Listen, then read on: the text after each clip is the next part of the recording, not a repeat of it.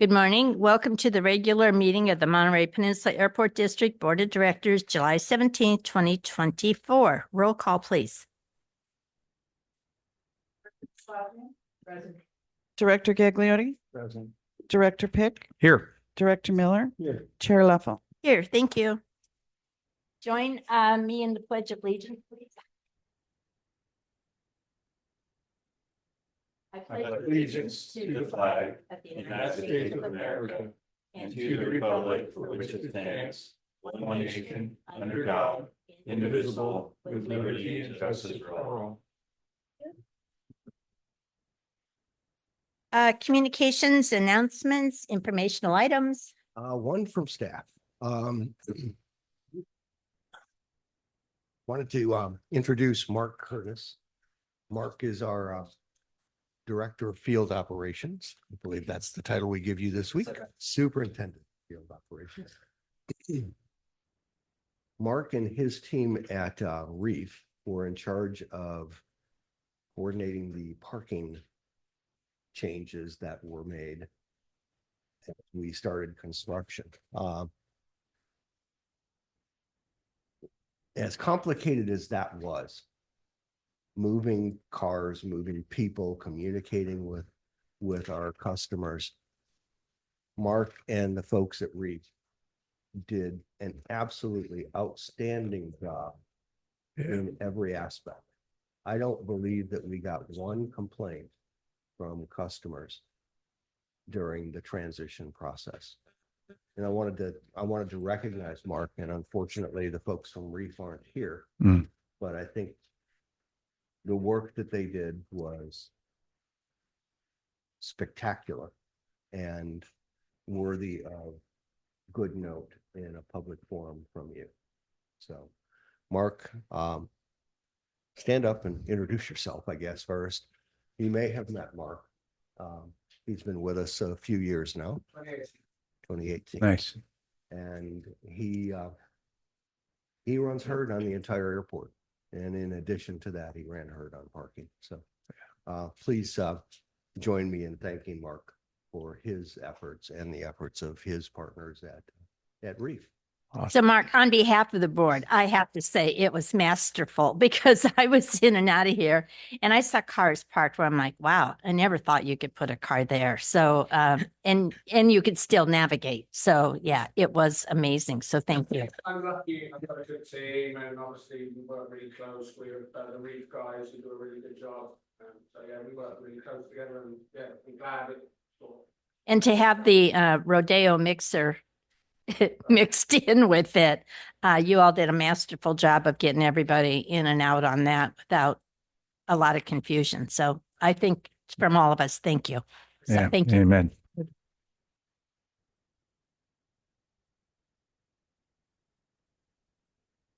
Public comments for any item that is not on the agenda.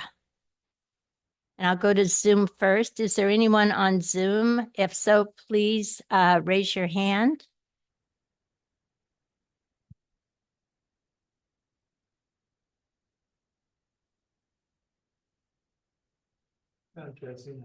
All right, there is no one on Zoom with a raised hand. I'm going to close that for Zoom, open it up to the public in the room. Is there anyone in the room that would like to speak on a non-agenda item?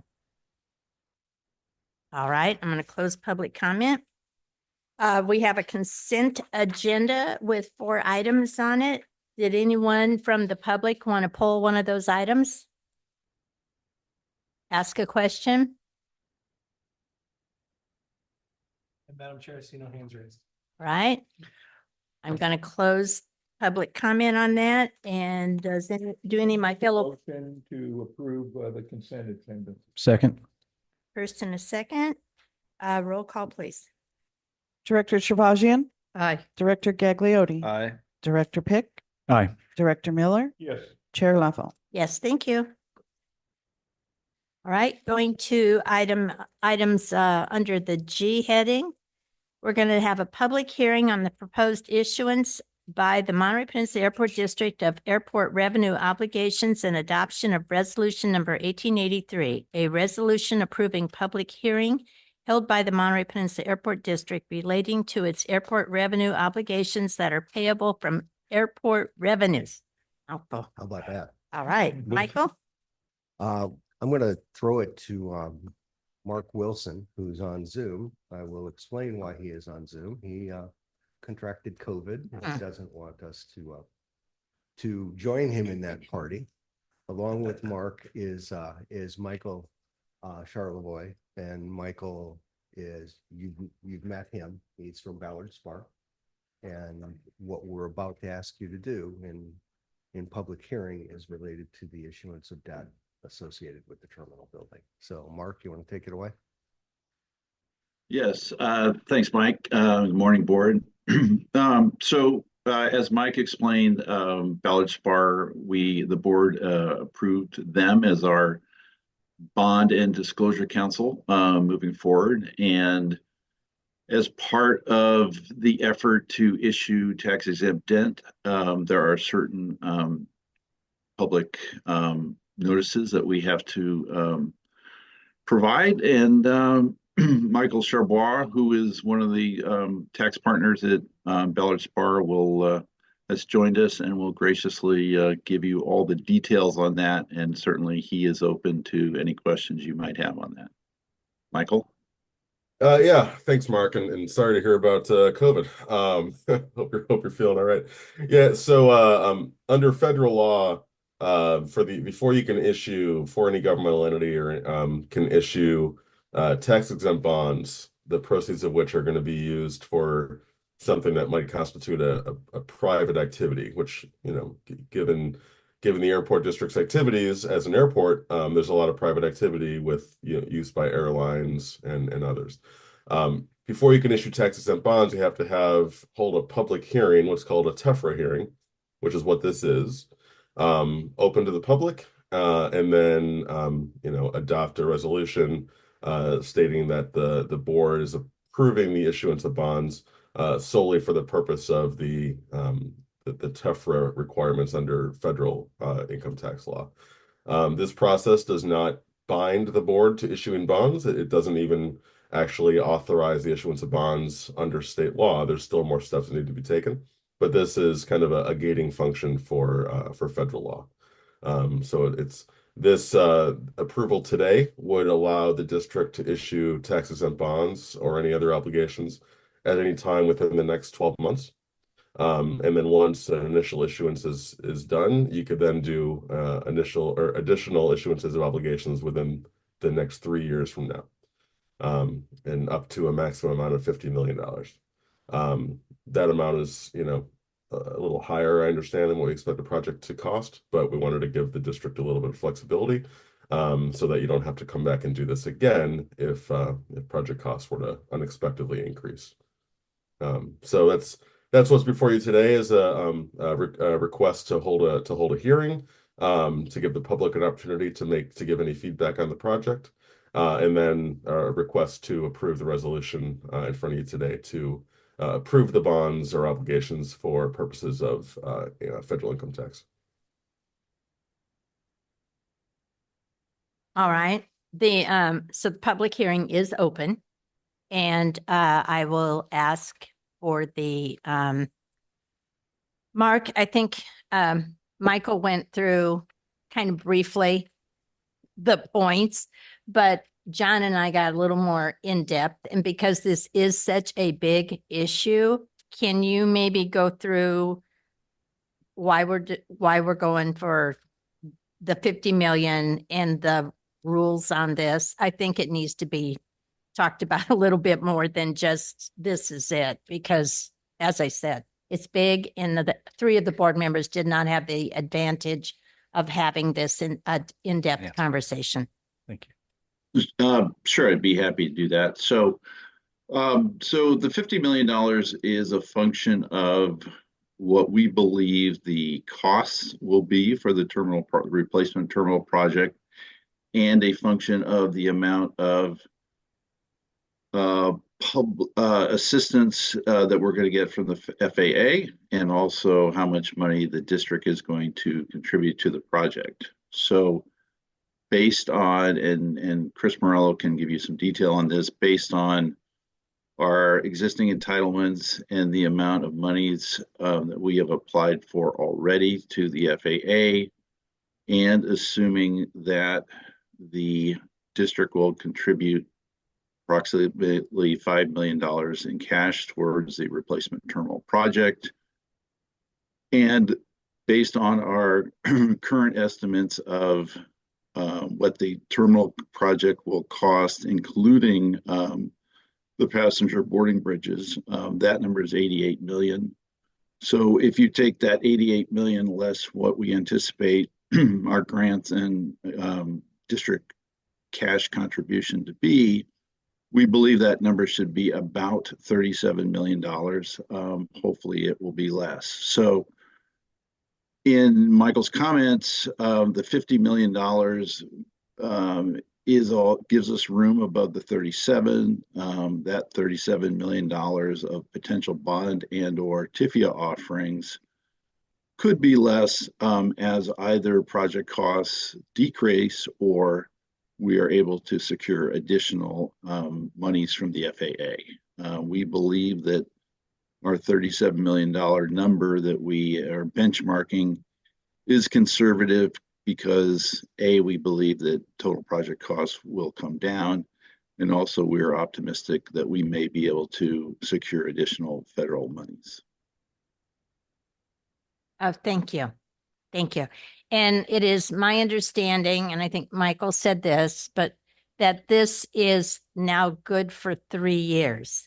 So that once we have this hearing, we have a period of time to put all the financing together within this time frame. Is that correct? No, I don't think that's quite correct. And Michael Okay. can jump in. I think what we're saying is that we have a year upon which to incur any sort of indebtedness under Right. our plan of finance. And that would be, I think that's the most operative deadline. Is that correct, Michael? It's correct. So it's a little bit of both, but you're right, Mark. So you have 3 years total under this authorization to issue tax exempt obligations, but the first issuance has to be within 1 year. All right. Okay. I just want everybody to understand all of that. So you've heard the numbers. I'm going to open it up to the public first for questions or comments. On Zoom, if you have a comment or a question on this, would you please raise your hand? Jean?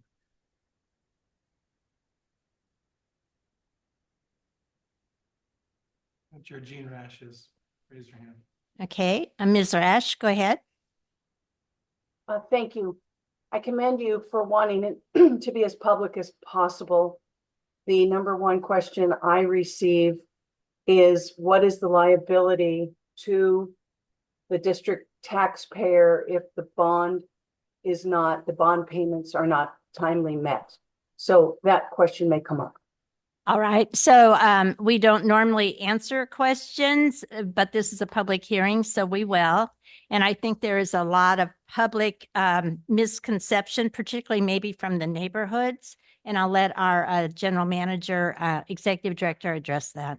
Sure, happily. The way the airport is funded is through, for our operations and maintenance, we collect no property taxes. We are not on the tax rolls at all, save a modest $135,000 a year that the county gifts us to basically cover the cost of elections. Everything else we earn on airport property through rates and charges. As we get into the issuance of debt, and we've done this before, there is no obligation to, and there can be no obligation to the taxpayers of the community or the region, because we don't have that authority.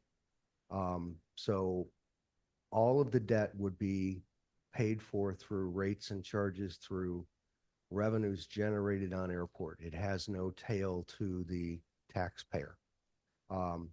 If by some chance the airport were to default on its debt, the obligation belongs to the bond buyer, not the taxpayer. So There is no opportunity for the debt to be placed on the tax rolls and become an obligation of the taxpayer. So these if are I- what is called revenue bonds, and that is completely different from other general obligation bonds. That's the big difference. Mark or Michael, do you want to add anything to that? I was going to add exactly what you just said. This is why they are styled revenue bonds as opposed to general obligation bonds. And Michael, you want to just add your expertise on that comment? Yeah. Thanks. Yeah, I'd agree 100%. These are, unlike a bond issued by a school district or a county or a city, these are not general obligation bonds secured by a levy of, ad valorem taxes. They're payable, and the TEFRA approvals, but also more importantly, the approvals that will happen down the line by the district board to actually authorize the issuance of debt will be very clear that the bonds are not payable by any kind of tax. They're payable solely by revenues of the airport. So we would love all of you on Zoom and in the audience to be our advocates on this, so you have to understand it. On every ticket that is purchased to fly out of this airport, there is a $4.50 charge. That charge is capped by Congress. It has been capped by Congress at that rate for over 20 years, and they have not raised it. But every time you buy a ticket here and pay your $4.50, we collect that in a separate account, which is called a passenger facility charge. That account it grows when we're not doing anything to match federal dollars. And then we use that money to do improvements on the airport. So as Mr. Lapierre said, we have revenue. We have it from our tenants. We have it from parking. We have it from other items around here that we control. We are a city without residents, so we do have other sources of revenue. We just don't have barking dog complaints. And so we are able to save our money when we're not doing something or when we're planning something, and then we use this revenue. So when the bond council looks at us with the help of our consultants and with our staff, they will look at our future revenue based on what we are collecting now and what they anticipate and do analysis on of what we will collect in the future. And that money is the money then that will be that will authorize us for a bond amount in X amount of dollars. And it's just, I did commercial underwriting all my life. So it's what you do. You take a look at what people are earning now, you look at what their future is, and you see if you want to give them money. And that's basically what we're doing with the bond market. So I hope that clears it up, because this was an issue with the grand jury 4 years ago. The grand jury would not listen to us, that we were not going to tax the people. I know it has been in the neighborhoods off and on for a long time. There seems to be a lot of misconception. And every time somebody repeats it, even in a question, it seems to get legs again. So I wanted to be on the record. And if there's anybody that has a question today about it, they need to keep asking until they understand it. So do we have any other person that has a question or a comment on Zoom? All right. In the audience, we have 2 members of the public. Would either of you like to comment on this item? Okay, I see no one. I'll open it up to the board. Can I start with you, Mr. Pick? Yes, Madam Chair, thank you. So great presentation, tracks with the plan of finance. Appreciate the rundown and refresher on the numbers. They are significant. And frankly, it's exciting. So no questions from me, ma'am. Mr. Gagliardi. No question. Mr. Miller. Just a couple questions. Thank you for the presentation. Are these double tax exempt, both state and federal taxes? And one reason why I see you shaking your head, yes, Mike, so. Yes. And one reason why we want to go tax exempt, because they usually pay less than a regular non-tax exempt bond. Correct. How much would we, oh, sorry. didn't have my microphone on. How much would we save traditionally? What percentage would we save between taxed and non-taxed bonds? I mean, I'm not I can't give you super accurate information as the lawyer. But you know, I mean, instead of having these are just make up numbers here, but instead of having an annual interest rate of 7% untaxable, you might have 5 on tax exempt. So it's a reasonable savings. And Mark, Significant. yeah, Mark, feel free to correct me on that. You probably got better idea of the numbers than I do, but just making up numbers, that's probably in the ballpark. I would say in broad strokes, that is correct. And then do you want to speak to the AMT? Yeah, so the bonds would be taxable, federally taxable under alternative minimum tax, for any holders that you know, are subject to that kind of taxation, which is a little bit different than you know, in a governmental bond that a school district or a city or county would issue. Since these are private activity bonds, they are subject to alternative minimum tax. But that's And if I'm not mistaken, I mean, we're under no additional obligations by making it a tax exempt, right? So this really doesn't put us in any greater exposure if we go for tax exempt or. there are certain obligations that come along with bonds that are issued on a tax exempt basis. There's rules around you know, when proceeds have to be spent. There's rules about investment of bond proceeds while they're being held in the construction fund before they're spent. There's rules around what you can do with you know, if you do get an investment yield on proceeds that's higher than the yield on the bonds, you may have to pay that back to the IRS after a few years. But so there are some rules around that don't apply to taxable bonds. But there will be, you know, we'll spend a lot of time with, you know, with the district's administrators, going over all those rules and how to make sure that you know, remain in compliance with them, you know, throughout the life of the bonds. And typically these bonds will be good for 20 years. I mean, what is the normal rate on those?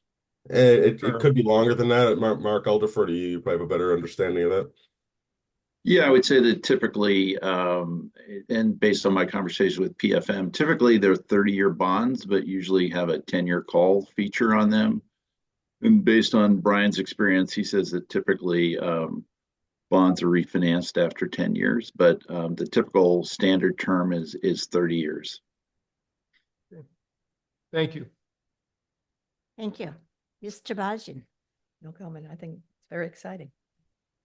All right. And I want to say that since Carl and I have been on the board, we have done one of these before and we successfully paid it off, and we were within the guidelines of the bond issuer for the entire period of the bond. So I think that also is to our benefit that we have a track record of having done a bond before. And I want to reiterate, this is not on any way an obligation of the residents in the district of that they would have any obligation to pay off this bond. This is solely between the airport and the bondholder, and the good work that our staff and consultants will do to get us the best rate and the best terms. So I cannot say it over and over enough. We've been saying it for 4 years now, and the fact that there's still misconception is sad, but that's what we're at. The staff has worked really hard on this. We know that we've got a new terminal. I think staff has done the best job of looking for every form of money that we can from any grant or any place to find money that will offset the cost of the bond and the size of the bond. And they've also worked really hard and are continuing to work hard with the architect on the drawings to keep the cost as low as possible on the terminal. Nothing is inexpensive these days. So With that, I'm going to close the public hearing and look for a motion. Madam Chair, I'll move approval, adoption of Resolution gracious, 1883. Resolution 1883. Second,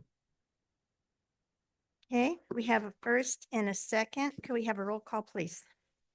Director Trabajian, Aye. Director Gagliardi, Aye. Director Pick, Yes. Director Miller, yes. Chair Leffel.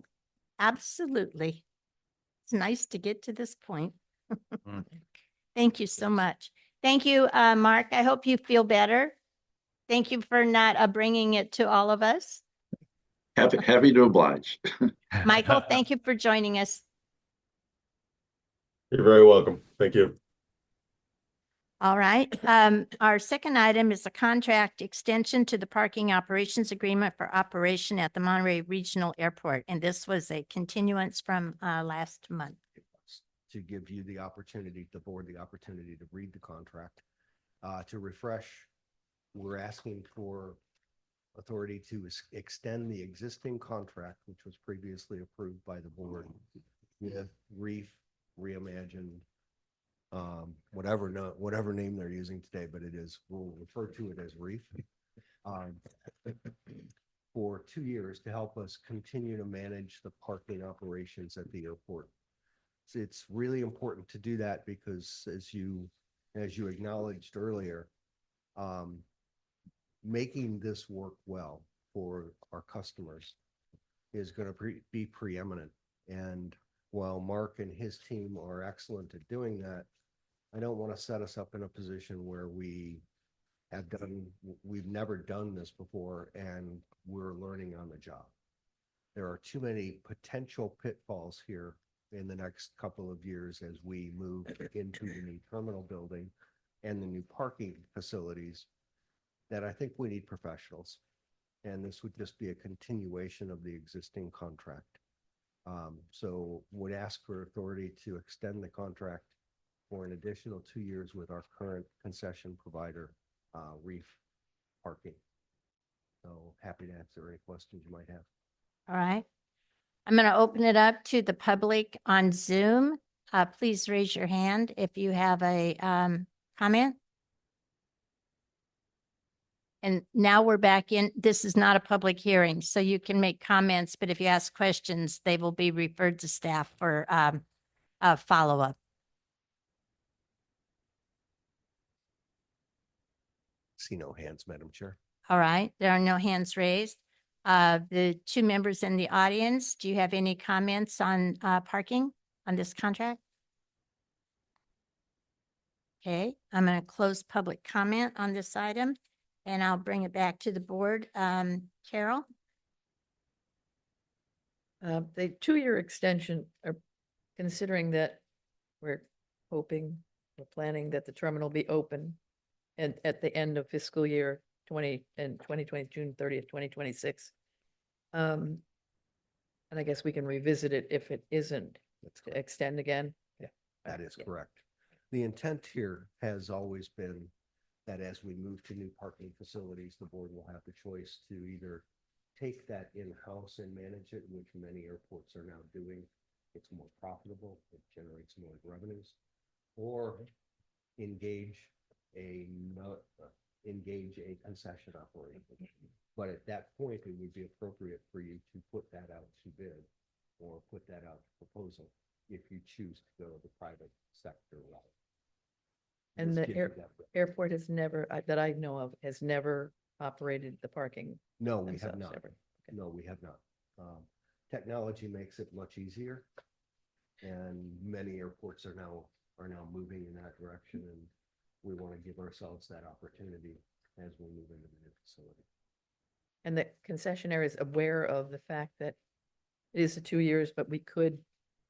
They are. This is the third extension of the contract, I believe, second or third. Yeah. And they're very willing to work with us. They are excellent partners. They've always been very responsive to any of our needs or any of our concerns.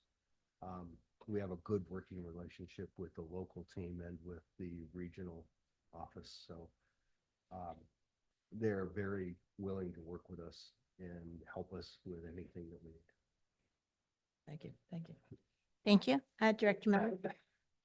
A few years back, didn't we vote on taking over the parking? I know we discussed it. I thought we had voted and we decided we were going to do that, but there was an issue with the equipment and Yeah, that you're partially correct by my memory. We talked about doing that, taking it over, and we looked at the equipment that was needed and elected to instead re-engage. At that time, it was Republic Parking. And they committed to, as long as we extended their contract, they committed to replacing all of the revenue collection equipment that is in the parking lot. They did that, and that's what we use today. That equipment does come to the airport at the end of the term, but we're not designing the parking lot to use that equipment. We're instead buying new equipment as part of the project itself. So you'll have new equipment, but you're correct. We did talk about it, and the decision was to continue to engage Reef or Republic at that time. so during these 2 years, Republic will be, or Reef will be responsible to keep the equipment that we currently have running without any obligation for us to pay that? That's correct. Okay. Yeah. And how's the equipment doing? Does it have 2 more years of life left in it, do you think? Mark, what do you think? Oh, Yeah. good. Okay, that's all I have. Thank you. Director Gagliardi? Yeah, I have a general kind of sentiment, and then I've got specifics. To kind of to actually extend a little bit on what Director Miller's question was the when the new equipment goes in, who then is obligated for maintenance? The way that we are tracking here, we will own the equipment. Right. So we would be obligated unless the board decides to engage a consultant or a concession operation, then in the terms of those negotiations, you Yeah, could there'd be a maintenance. offload that maintenance to the new Okay. operator. Because like the difference between the equipments is that in the second and third amendment, we allowed the operator to purchase the equipment and then amortize it over the period of the agreement, That's correct. and they own the equipment. Is that correct? That's correct. Okay. Only equipment until the end of the term, and then you own. Yeah, and then It does right, revert yeah, I to you. remember that. Okay. All right. So my general comment is that I think that the agreement is sound. I think that Section 7 gives us the wherewithal to define the performance that and the service. And I think that it's broad enough that it gives us actually the flexibility to define in the moment what that level of service is. So I think that that is sufficient. What I did not see anywhere in Section 7 was any teeth. There's a performance standard section, and then there's a customer complaint section, and those are obligations by the operator to to do the work. But if they don't, and that's kind of the situation that we got in more of the specifics, then what? I don't see where there's anywhere in this agreement as it stands the ability to rectify or There actually is, Okay. and I'm pulling up the agreement right now, but what would happen is if they don't comply with sections with our demand for them to fix that, yeah. you declare them in default. Yeah, that's a big one. That's the nuclear option, right? Well, that's what you have, right? Right, well, and yeah. usually the threat of the nuclear option, if you declare someone in default and say Right, you have 30 days, totally.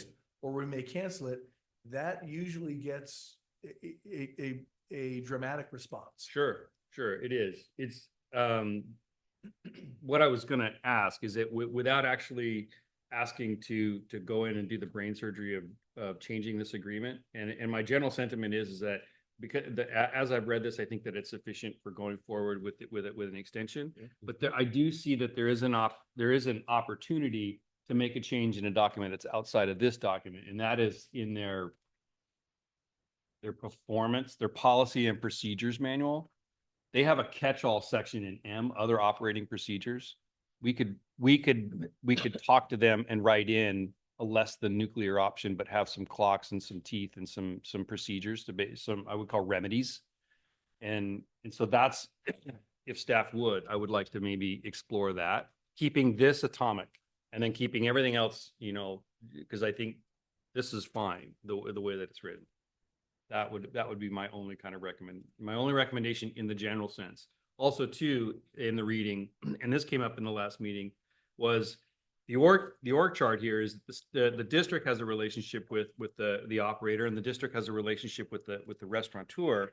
And then under this agreement, the restaurateur and the operator have an arrangement. It's an allowance, but the restaurateur has no jurisdiction or any ability to exact service, performance of service. So if there is any issue, the restaurateur is basically left. Their only avenue is to come back to us, because and that's appropriate. We are the ones who have the service guarantee relationship. That's correct.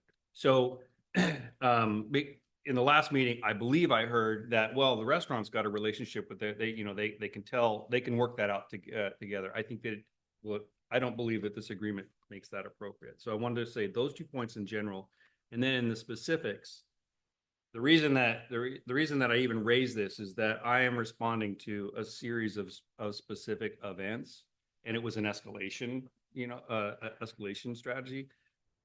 Before we even, I guess, address it, is it fixed? Because if it's fixed, then we don't need to talk about the specifics anymore. I think the general. I guess that's a question to staff. Do we feel it's fixed? Yes. Yes, we do. They are mechanical devices. They use Wi-Fi to connect to each other, and just like at home, sometimes Wi-Fi will go away for a bit. Right. But we have, unfortunately or fortunately for Whitney, she's on vacation this week, so I'm going to try to explain the protocols that they've put in place, and Mark can help me as well. If there is a problem where the card isn't read, or the tag isn't read, or there's no way to get out of the parking lot, there is the intercom button. Yeah. That intercom button immediately rings to the duty phone for the reef folks. They are here prior to the first arrival and stay throughout the day and the evening until the last arrival. So they're here basically from 8 a.m. until after midnight. So the first step is when they ring the intercom button, it goes to their duty phone, which is carried by one of the 2 people that operate the parking area.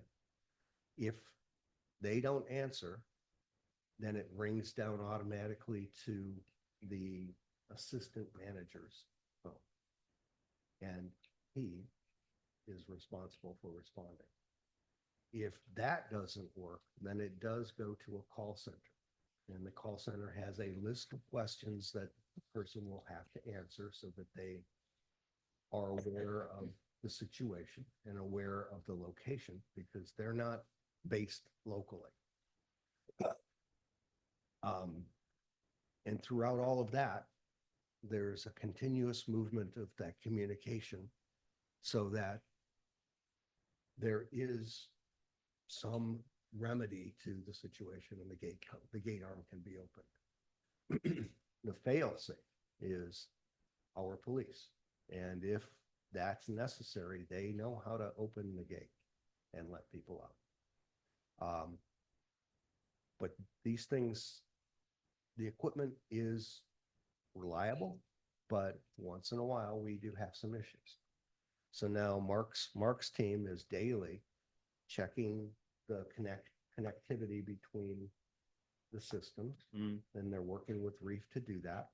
They're also on a daily basis checking the validation machines to ensure that they're functioning well. So I think we've got this covered pretty well. there are times when, you know, the concession operation at the restaurant can validate for up to 2 hours. Right. There are times when people attempt to use that and stay for 4 hours. Yeah, right. And unfortunately, at that point, they have to pay for those final Right. 2 That's in the hours. agreement. I Yeah, understand. that's in the agreement. And the relationship between the concession operator, the two concession operators, the restaurant and Reef, is really theirs to build. Now, we mandate in the agreement that they must have that agreement, that they must have that arrangement, and we mandate a cost for that in the agreement. But to the extent that there's any other arrangements between the concession operators, that's on them. We do not. Okay, at that point, that's what I heard last time. I don't read that. I don't read that obligation at all in here. What I read in here is it's an allowance of the operator to charge the concessionaire, and that is it. It's not a service agreement, and there is no expectation of a service level. That is held with us. Yes. We are the ones who, that and is that's correct. totally on the operator. That- That's relationship between us and the operator. So I think I don't think that we can put that on between the concessionaires and say, you guys need to figure this out. okay. I have never once intended for the concession operator at the restaurant to maintain the equipment or maintain the service. It's a revenue arrangement. Exactly between right. them. It's an allowance. That's it. I agree. That's it. That's- And that's how I read it. However, that is cast between them as their responsibility. We hold sole responsibility to maintain the equipment, and we do that through. I agree. Okay. I'm satisfied with your description of the remedy. That sounds like we have something going forward and that's fixed in my mind. And that, to me, that addresses that specific concern or the specific ask of me. And then on the general side, I think that we're fine there with maybe that opportunity for staff to reach out and put some other tools within the policy manual that is held by Reef. So, and I'm willing to support the extension with no changes to any of the agreements. So other than what's. Good. Thank you. Thank you, John. Dina. No further questions. Thanks for that great rundown. It was good. So I think what Director Gagliotti is just pointing out is that over the last year or so, we were rather fatigued with the comments from the public about our parking and not being able to get out of the lot. And, I know it was a Wi-Fi issue. Sometimes I think it's probably an operator at the gate issue. I have had the experience where I could not get out of long-term after I came back from a trip. And I think it was around 10 at night. And I had to call for the police because there was not. So I don't think anyone's here till midnight, are they? Mark? They should be here till the last arrival. Even if it's Allegiant coming in at midnight? If it's scheduled, then yeah. If it was delayed and it was like seriously delayed till 2 or 3 in the morning, then there may not be someone here. Okay, I mean, this is our time to visit this, so we want to make sure that we know what's going on with it and what it is. But my experience anyway was to ring for the police, and they came, and I think it was Chris who's very apologetic that he had something else he was doing, and I think I waited maybe 15 minutes, but I understood where they were coming from because they do have an obligation to Delray Oaks and they were over there. So, yeah, I think with John's drilling down into it, that satisfies me also that we're all aware of it. We all want it to work smoothly. We want our passengers and their people who drop them and pick them up to have a good experience. And there's nothing worse than they had a great flight and everything is good, except they can't get out the parking lot. And then it just kind of all falls apart on their way out. So Carol, normally I don't open it back up for a second chance, but I'll give you since you're new. But yeah, only because you have to be allowed to get out within 10 minutes, Yeah. right? But what is the response time? Because I can tell you that I have had a situation where It rang and it rang and it rang and it rang and it rang. And I think it went to some call center. And I couldn't understand them. And it's like, where are you? And it went on and on and on and on. And meanwhile, cars, they got their 10 minutes to get out of the lot. And it was at 7 o'clock at night. So it was not late, really late or really early. So my question, where I think 7 o'clock at night is basically the middle of the day, that we need to see what they're doing, because there should be somebody here that would be a quicker response. So That's right. Yeah, we can only tell you the hours of operation. I cannot, nor can we realistically speak to specific instances. That's not something that we have visibility on. But when we get those complaints, we do work with our concession operation at Reef to analyze what happened and take whatever corrective measures are necessary. Okay, so I think we've talked about enough. I think staff understands, and I think the parking people have to understand that this is really important to us. So I would call for a motion to approve the contract extension. I move that we approve the extension with resolution 1884. I'll second. Oh, No, excuse me, that's not right. No, it's It's just the extension, 1884 something different. Yes, Right, that's- you're right. Move faster and just. I like it. I like the attitude. Yeah, right. Yeah. Skip right forward. Yeah, I heard a motion. Do I have a second? Second. Okay, roll call, please. Director Trabajian, Aye. Director Gaglione. Aye. Director Pick, Aye. Director Miller, yes. Chair Leffel. Yes, thank you. All right. Thank you very much. Item number 3, resolution number 1884, a resolution authorizing and approving the service agreement between the Monterey Peninsula Airport District and Monterey Environmental Solutions and Services. This agreement is related to environmental work that we're having done in the front building of Fenton and Keller, the 2801 properties. Brian Roth is here to address what has been done and what this contract allows us to do.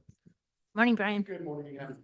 Again, for background, as you know, the property of 2801 Monterey Smith Highway was purchased in July of 2019. And at that point, the district recognized that there was hazardous material that needed to be abated, specifically in Building C. This work needs to be completed by a licensed contractor that's registered with the state and are Cal OSHA compliant for lead and asbestos abatement. Monterey Environmental Solutions and Services meet all these requirements. Using the list of qualified contractors that's compiled each year by the staff requested and received 2 proposals to complete this mitigation. After comparison, the proposal from Monterey Environmental Solutions and Services and Disaster Cleanup Specialists, the proposal from MESS was considered to be more detailed and was within $8,000 with one another, the two proposals. So with that said, the staff recommends that the board approve the expenditure as provided in the proposal provided by Monterey Environmental Solutions and Services, the amount not to exceed $61,160, excuse me, and authorize the executive director to execute the purchase order and service agreement. With that, I would be happy to answer your questions as far as status of the project. Disaster cleanup specialists completed their phase, and we're ready to move forward with MESS pending your approval. All right. I'm going to open this up to the public first, and I'm going to open it up to the public that is on Zoom. If you have a comment on this item, would you please raise your hand? And Madam Chair, I see no hand raised. All right. There are no hands raised. I'm going to close public comment on Zoom, bring it back to the now 3 people who are in the audience. If you have a comment on this item. I see no one showing interest, so I will bring it back to the board. And Director Pick, can I start with you? Yeah, thanks, Madam Chair. We reviewed this in lease committee, and I think it's a solid proposal. No questions. Thank you. Director Gagliotti? Same, we reviewed it in finance, so no, I don't have any questions. Director Miller. No, I have no questions. Okay. Looked at it before. Good, saved us a lot of money, a lot less than we thought it was gonna be to do the work. Director Chabajin. Look at, no questions, thank you. And I want to make clear, this has to be done whether we were to destroy the building and scrape it for some other use or whether we repurpose it. So either way, it's got to be done. So I think that's important for everybody to understand. So I don't have any other questions, so I'll call for a motion. Madam Chair, I'll move that we adopt resolution 1884. I'll second. Have a first and a second. Roll call, please. Director Shabazian, Aye. Director Gagliardi, Aye. Director Pick, Yes. Director Miller, Aye. Chair Leffel. Yes, thank you. Skipper. He'll be sailing out of here. Uh, All right, our next item is item number 4, which is an amendment number 2 to the professional services agreement with CNS Engineers, Inc. to provide design support services for the Safety Enhancement Program, Taxiway A relocation, Phase B2 Commercial Apron Envision Certification. Wow, A mouthful. Indeed. it is. Good morning, everyone. Chris Morello. Yes, so part of the ramp construction that you see going on currently is the ability to meet our sustainable goals here at the airport and get a certification under what's called Envision. So I think everyone's used to LEED certification for buildings, but there is a certification process for civil work that we're doing. So this work is all earth moving and concrete installation, as well as the parking lots and the pavement.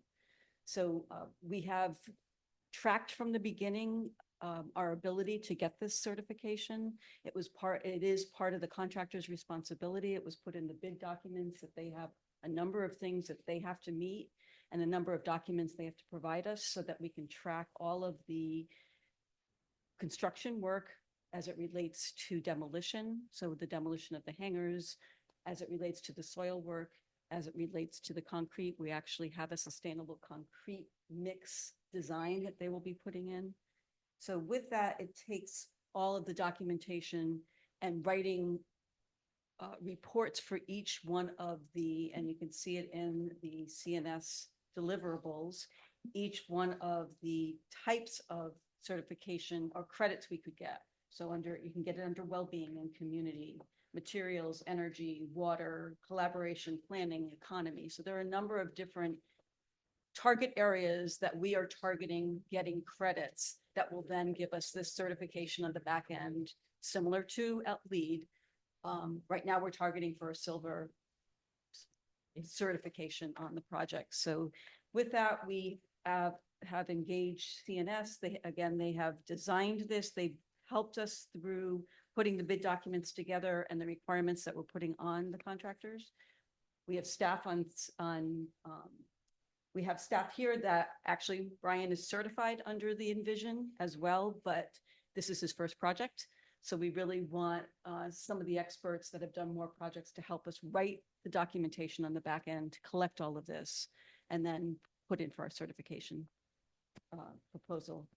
So with that, I'd ask that you consider the amendment in front of you with CNS for a not to exceed cost of $138,220 to help us continue to meet our sustainable goals here at the airport and get the Envision certification.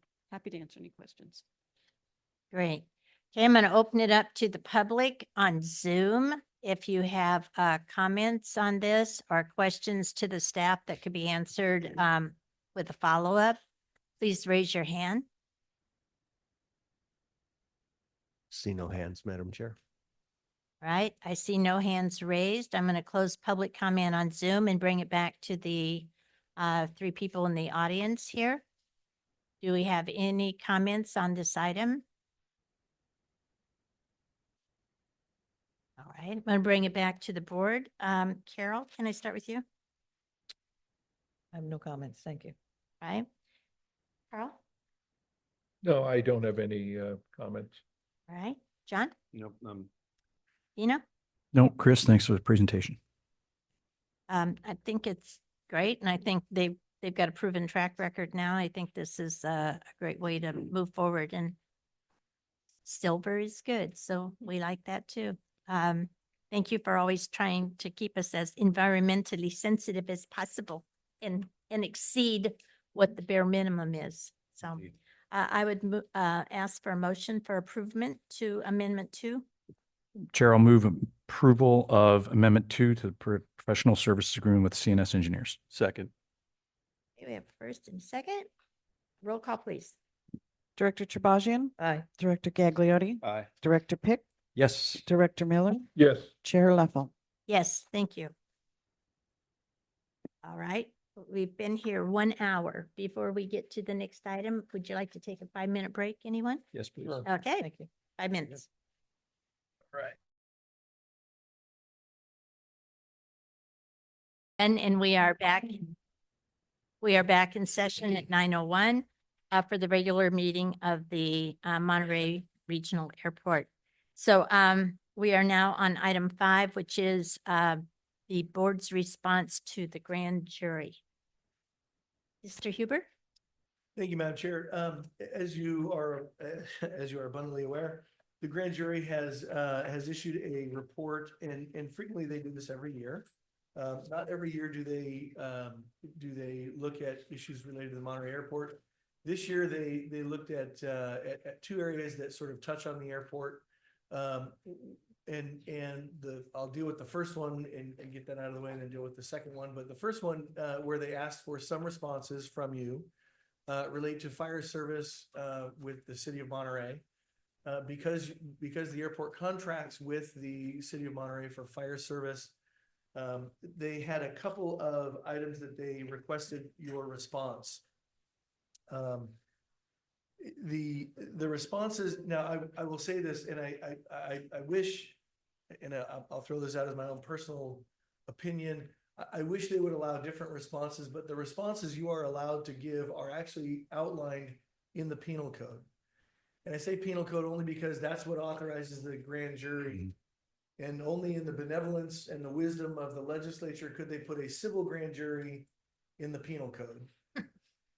For whatever reason they do that, I don't know, but that's what they did. And so don't be alarmed when you hear the penal code has nothing to do with crimes. That's what authorizes the civil grand jury. And that's what authorizes your responses. Now, your responses, they make findings, factual findings, and then they make recommendations. And your responses to each are limited, although you can then explain underneath if you need to. But as to the findings, you either agree, disagree, or you agree in part and disagree in part, and that's it. And so that's where you are limited on your responses to the findings. And then as to the recommendations, you have 4 options. You have has been implemented, will be implemented, will not be implemented, or we have to study this further and we'll let you know in 6 months or less after we study it. And that one, of course, we didn't need for any of these responses. But for the fire services, again, they were really focusing on, they did congratulate the airport. I'll use that word. They didn't use the word congratulations, but they really did congratulate the airport on the new fire station and what an excellent facility it is. And for those that had the opportunity to tour that at the ribbon cutting, it is a beautiful facility. Because it's behind the fence, it's not really open for the public to be able to tour. But it is a beautiful facility and updated and certainly very well equipped and for its purpose. They were really focusing on the modular that is over here on the south side of the airport and what used to be and I think maybe partially still is the employee parking lot. As you all know, that was an accommodation that the city related to the city because they weren't able to provide a significant response to the getting my bearings to the east side of Monterey from the ARF station that is inside the fence on the north side of the runway. So that was an accommodation that was agreed upon by the parties. that trailer or modular unit is owned by the city of Monterey. We don't have any control over it other than when they installed it, it was fully permitted and authorized to be there. And so you'll see the responses there really relate to our interaction with the city. There was a recommendation that we interact with the Monterey Fire Department and the bargaining unit, and that's really not appropriate for this board to do that. And quite frankly, would probably violate some laws if we did that. And so you see the response that's there. Happy to answer any questions about this response if you have any questions or if there are any comments about that. This applies to both of them. Once this is approved by the board, it will be placed on letterhead and the chair will sign it and we will send it to the presiding judge of the Monterey County Superior Court, who is the person that the penal code outlines as the one who should receive the responses. They will then be posted online as well. But happy to answer any questions you may have on the fire department response. There were only, I think, 2 findings and 2 recommendations that were suggested for the airport to respond to. Any questions on those before I move on to the next one? All right, I'm going to open it up to the public on Zoom. If you would please raise your hand on the item of the grand jury report and the response. As it relates to fire. Related to fire. Yeah. And Madam Chair, I see no hands online. All right, anyone in the public that has a comment on the item related to fire on the grand jury report? Okay, I see none. I'm going to close public comment and I will bring this portion. Do you want to wait and do both portions together? You want to do this portion first? Let's take this one first. Let's do. Sure. Mr. Pick? Yeah, Madam Chair, thank you. Scott, I think the response is well drafted. Yeah. I think that it's accurate. And just as an opinion, I'll just share that I wish it were the case that the Monterey Fire Department could use that north side station. It is beautiful. It is functional. It would meet every need, and it has nothing to do with us that they can't. So I'll leave it there. John? I'm in complete agreement with Director Pick. Exactly. So nothing more to add. Dr. Miller? So we've decided to separate these. We'll give them 2 separate letters and not have them under one letter. Yeah, I think it's appropriate because they really, each response, they really are separate. While the grand jury compiles their reports related to each one, the responding parties really respond to each one of them. And so it's up to you if you want me to put them together, I can. It's a little clunky. And the reason why is in the beginning paragraphs, we sort of outline the fire services agreement, in this paragraph right before our responses to the findings and the recommendations. We sort of outline, what the baseline is, that we have an agreement and we really don't have the ability to reach into the Monterey Fire Department, for, and that really doesn't go with the noise, with the noise component. Yeah. So That makes sense. I wrestled with that a little bit and I thought, well, it really makes more sense to pull them apart, but I can make a case to put them together if that's your pleasure. I don't think it really matters either way. I'm just asking, so. All right.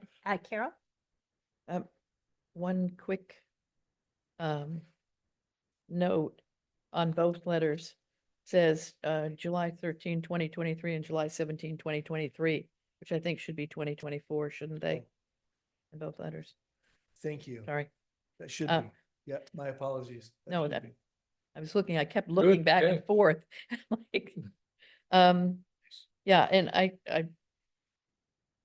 some of what they're complaining about is based on agreement between the airport and the city of Monterey, and it's out of the control of the airport, and we can't be talking to their employees, to their bargaining unit, but this was, like the modular unit was an accommodation per the agreement with the city of Monterey, at the request of the city of Monterey, is that correct? That is So, correct. yeah, Mhm. okay. And it's important to note, just so that you are aware, we do not charge them rent for that space. They're here on airport property at your pleasure. Nothing else, thank you. All right. So after a long arduous, I think, coming to an agreement with the fire provider and a new contract, and after a long period of litigation, what was determined was that the city did not want to have any of our traffic going out into the neighborhood. So that is what started the fact that the fire department they sleep there, they cook there, they do other things there, but they cannot access the city of Monterey through the airport road access.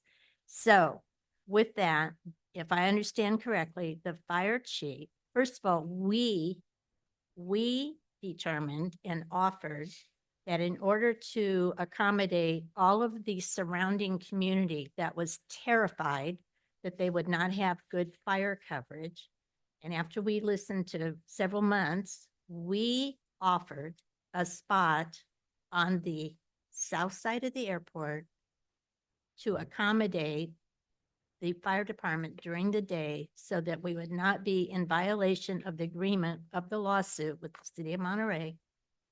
And we offered a space. I believe that a couple of other spaces were offered to them, and their current fire chief at that time declined those. And this is the location that was selected. So we provide it at no rent. They own the modular unit. They chose the modular unit. It's their unit. And we are just attempting as much as we can, even in the middle of a huge construction project that does not have enough parking, and placed a modular unit where they found it to be appropriate, and it's their unit. So I think that has to be clear. It was not our first choice. We would have chosen some other things, but we are operating within the law of a lawsuit settlement and with the wishes of all of the people who live along the Highway 68 corridor, who came here multiple times telling us how terrified they were to not have good fire coverage. So is that fair? That is very well said. Yeah. So with that, I'm going to close this and ask for a motion on approval of this part of the response to the grand jury. Move to approve. Second. So we have first and a second, and roll call, please. Director Trabajian, Aye. Director Gagliardi, Aye. Director Pick, Yes. Director Miller, Yes. Chair Leffel. Yes, thank you so much. Okay, Mr. Huber, second. Sure, and the second one again relates to noise. This is a more detailed one, and this is one where you are solely required to respond. It's not one that relates to another agency. This relates to the Monterey Airport. The grand jury did a study related to noise, and if I can back up for a few minutes, because this will also apply to the next item as well, and I'll mention it now. I'll probably mention it again, and maybe several times here during our conversations. But as it pertains to noise, if we can dial the clock back to pre-1990, and I say that because there was some significant legislation that came about in 1990. In pre-1990, airports were struggling with noise issues, and back then jets were significantly louder than they are today. Different airports were adopting different noise, either noise related curfews or noise procedures, noise abatement procedures. And I'll give you some variations. The San Jose Airport had what now is a noise-based curfew. So they limit the hours, based on on the type of aircraft and how much noise it emits.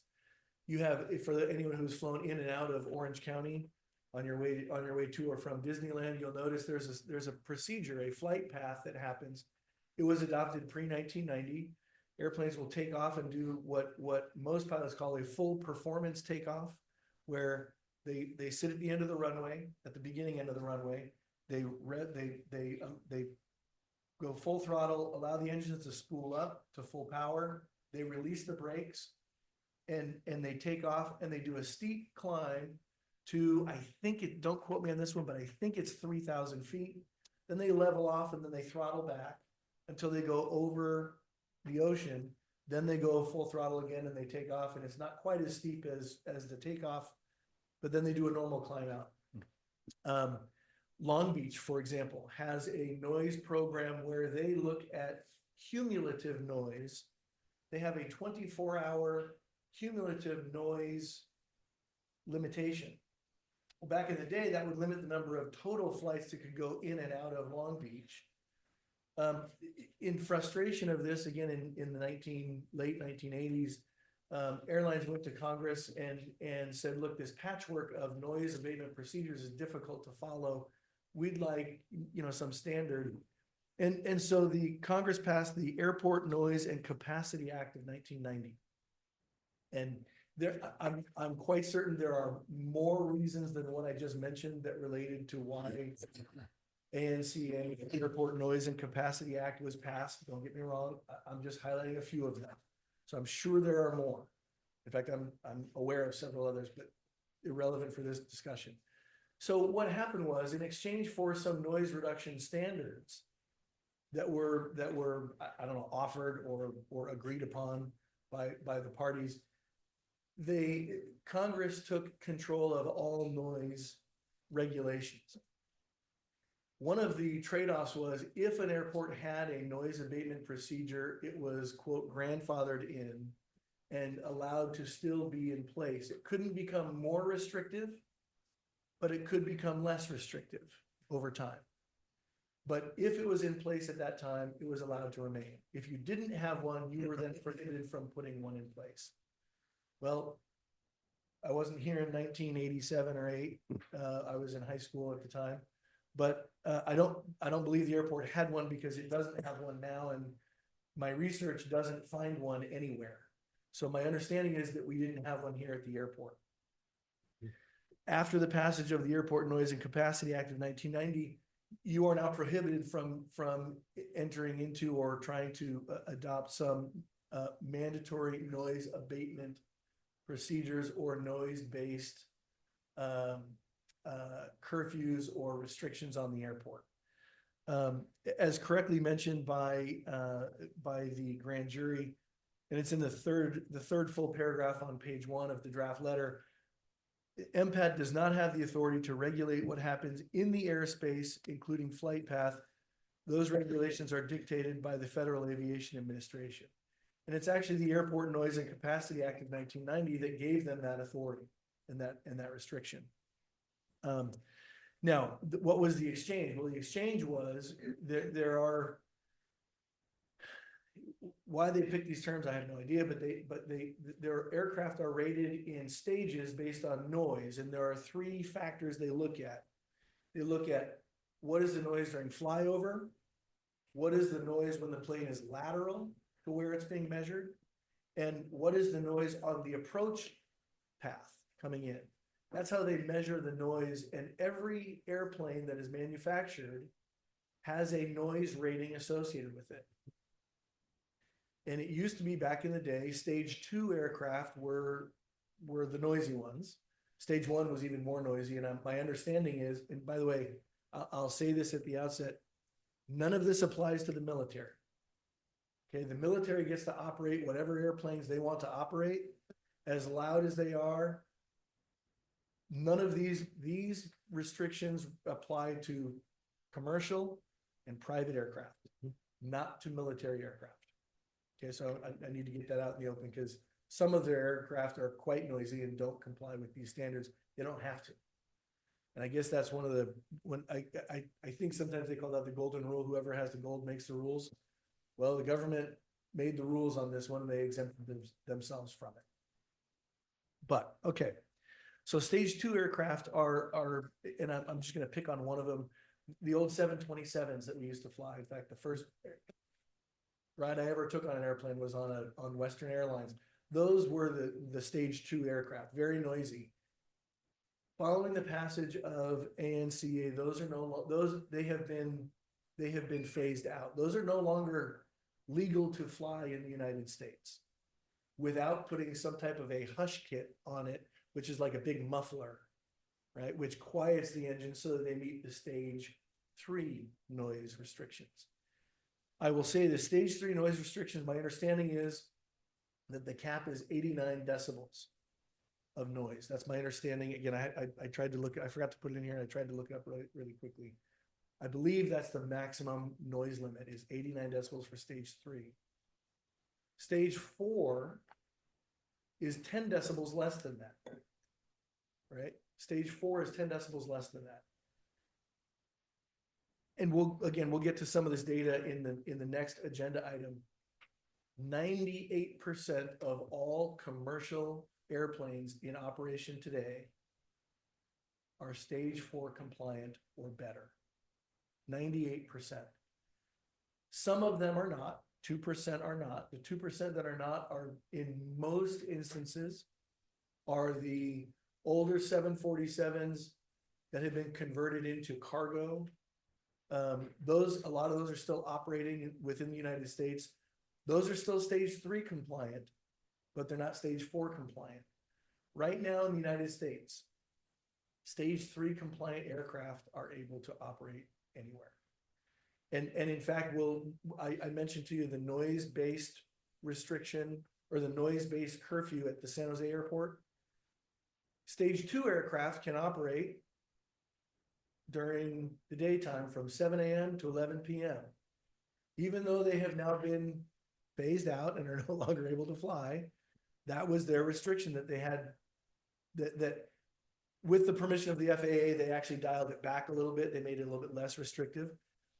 Stage 3 aircraft can operate 24 hours a day at San Jose Airport. There is no curfew for those aircraft. And as I mentioned, 98% of the aircraft flying are stage 4 or better, which is 10 decibels lower. So now, a lot of that is not in this letter to the grand jury because the grand jury didn't pull back, the layers of the onion that far. But I wanted you to know that. And again, we'll talk about this in the next agenda item, but I have taken a look at the aircraft that fly in and out of Monterey.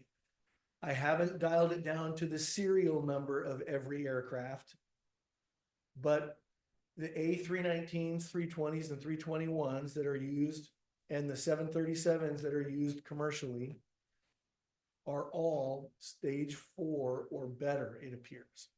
And again, I haven't dialed it down to every specific aircraft. And the reason why it does matter is you have different engines that may be available on different variations of an A320 or a 737, depending on the variation, whether it's a 737, for example, has a series 700, 800, 900, which are all longer or shorter based on the number. Right. Engines may be different.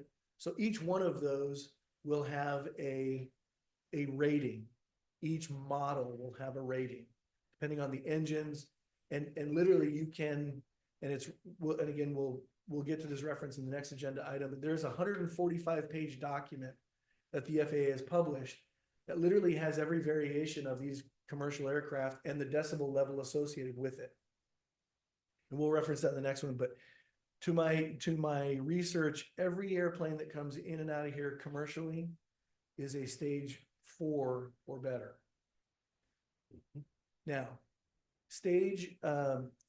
looking at private aircraft that are 75,000 pounds or less that are private, if they are not stage 3 compliant, they have been illegal to operate in the United States of America for, I forget what the date was, but it's been at least 10 years.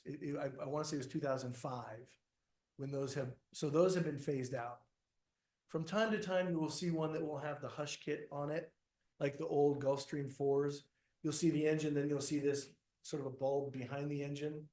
That's called a hush kit. It quiets the older engines that were louder and non-compliant. It quiets them down. Hush kits are fairly expensive, and so predominantly those don't operate here anymore because most people would rather not spend the money on that. They'd rather upgrade their plane to a newer one. Those older planes have been either torn apart, used for parts, taken to other countries, what have you, but they don't fly in the United States of America. Getting back to this now, to the grand jury report. And I'm sorry for that little stroll down, FAA regulation lane for a few moments, right? But it is really important here. So the airport is not allowed to adopt any mandatory regulations. Of course, that a lot of this report has to do with not just noise, but it has to do with communications with the public and how we communicate and how we receive noise complaints. Right. And I think there are some comments in here about and some draft responses in here that there are some places where, again, a lot of individuals don't know that the Air Services Committee, or let's see, the formal name is, it's a long one here. Where did it go? Air Service Marketing and Community Relations. Air Service Marketing and Community Relations Committee. That's the formal name of it. We frequently just shorten it to Air Services Committee, but those others are very important. And so that committee meets on a routine and regular basis. It's typically the first or second it's the second Tuesday of the month, I believe. Yeah, we now have codified that as the meeting time and date. Yep. So, yeah. And again, I'll reference that again in the next agenda item, but that is the Air Services Committee does provide is willing to and wanting to provide some additional transparency related to noise. The noise complaints that we receive are all published with the agenda every month. I think this response does commit the board to, if it's approved by the board, does commit the board to add some information to the website, which is not a problem. It's easy to do. So that the community can have sort of a one-stop shopping place to go on the website to see what complaints have there been, what was the response, what was the issue. Invariably, when military aircraft come screaming through, sometimes you get a complaint about that. I hate to say it, there's not a lot we can do about that when it's unannounced and when we don't know that it's going to happen.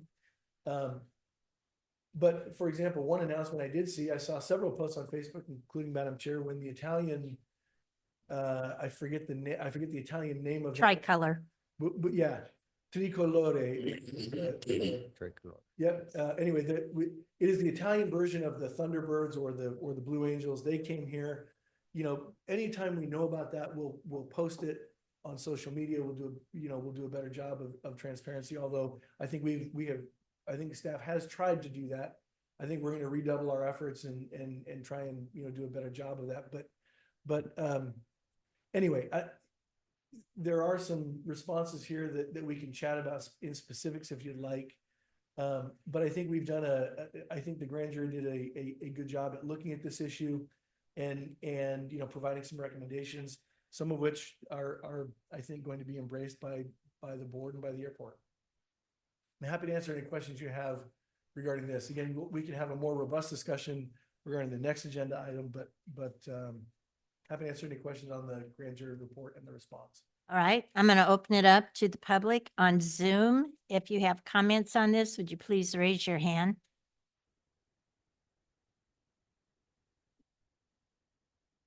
See no hands, Madam Chair. All right, I see no hands raised. We have 3 members of the public. Would you like to comment on this item?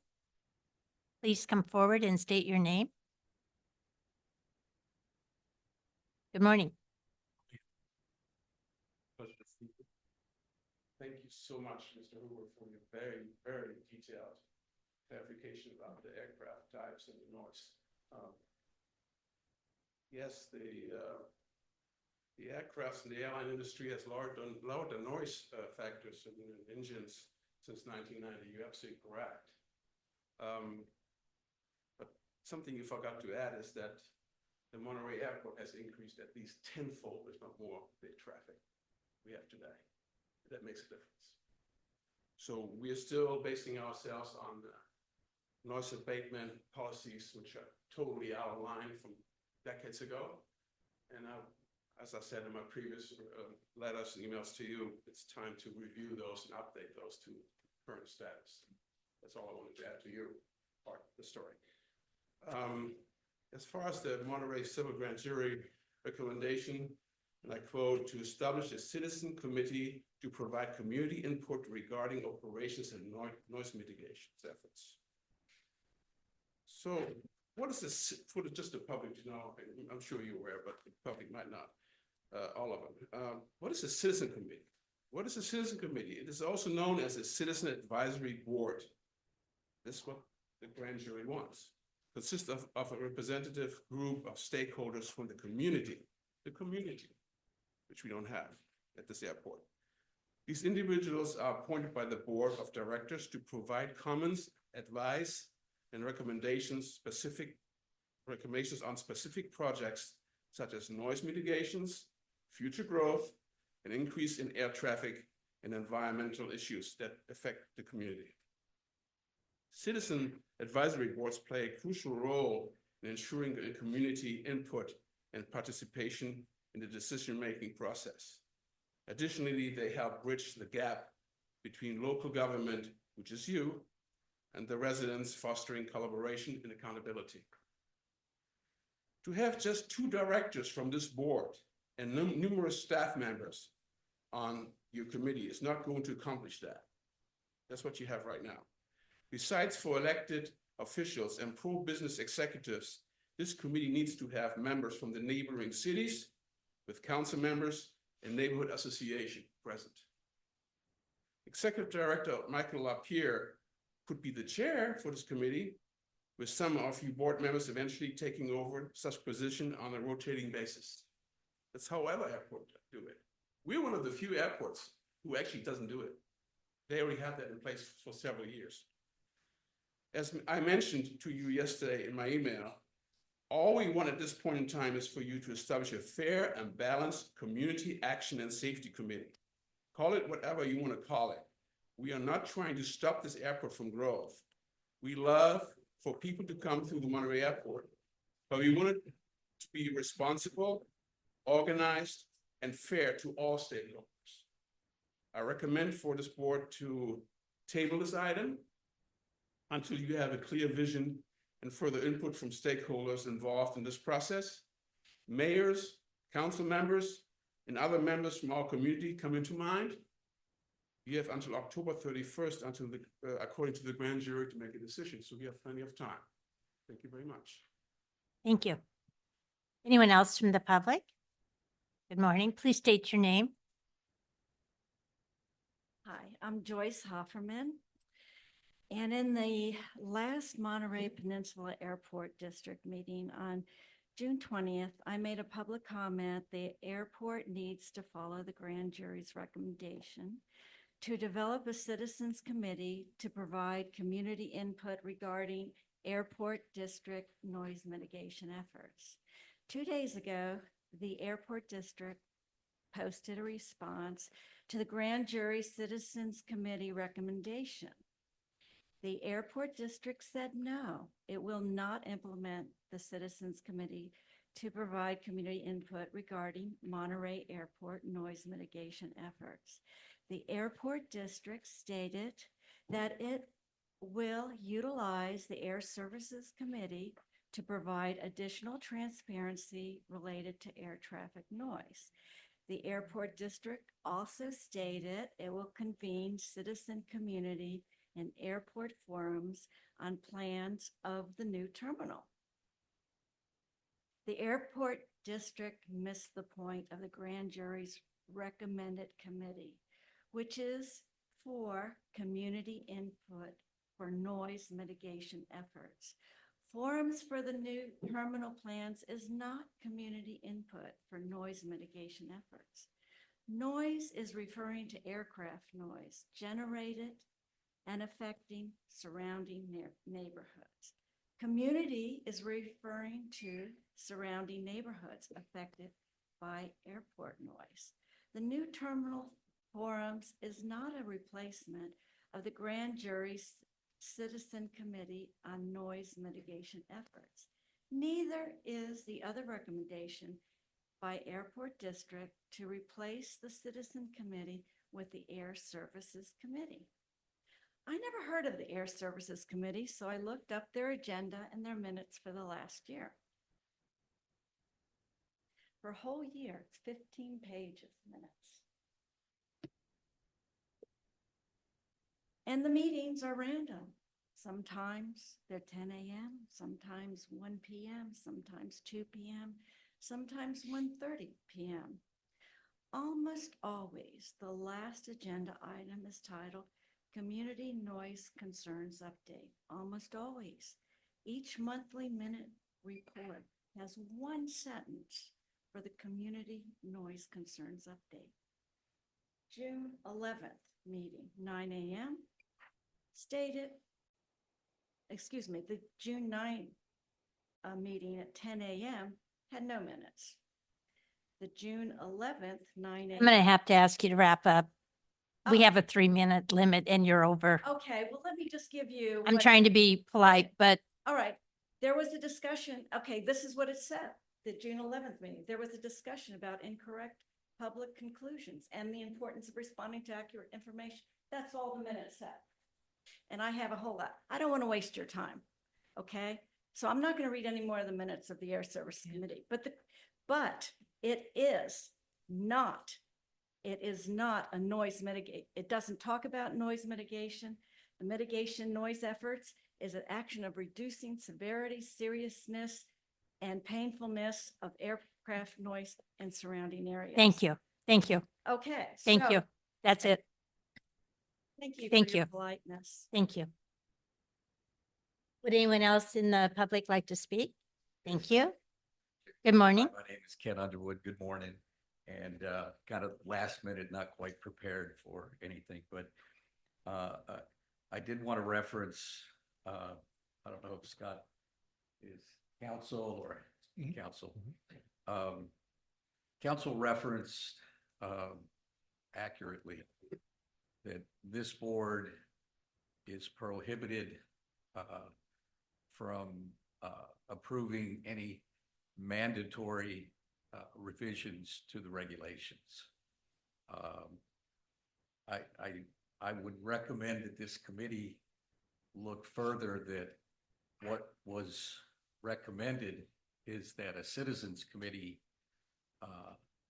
like other airport districts and other areas, that I recommend maybe you have a subcommittee look at it, but the recommendation is it understands that this board cannot make any mandatory changes. And I don't want the board to hide behind that regulation, because other airport commissions have citizen committees and they have made recommendations to the FAA. And I think it would be good for this board to send a message to the community that you would like to have a citizens committee to review, understanding you can't make any mandatory changes, but there's an absence of understanding why you would not want to send a message to the community that a citizens committee could review recommendations to the FAA, just like other boards have. So I'd at least request that you review that. Maybe look at whether other citizen committees at other airport districts have done, because you're all following the same regulation, but other boards have made the effort to send a message to the community that we will look at making recommendations, understanding there's nothing you can do. You can't approve anything, as council said, making mandatory revisions to the regulations, but you can make recommendations to the FAA. Other boards have done it. So I ask you broaden your review, not do it as a prosecution would and just look at one side. Thank you. Thank you. Thank you. All right, I see no one else in the audience, and I'm going to close public comment and bring it back to the board. And Director Pick, can I start with you? Sure. First of all, thank you to everyone that spoke today. I really appreciate the comments. First gentleman, I didn't get your name, sir. No, first gentleman. Yeah. Thank you for speaking, all of you. And Scott, thanks for laying out the background for us. It seems to me this is much more about communication than it is about actual noise abatement. And I think, just today, it's an interesting back and forth between, sorry, I can't pronounce your last name, the first speaker and council, about the volume over the years. I wonder about that. It seems to me when Fort Ord was going gangbusters, the volume here was probably fairly high in the early 90s. But so I think that that's something that we need to communicate. We need to have good communication back and forth with the community and to do. My take on the grand jury letter is it's a good response.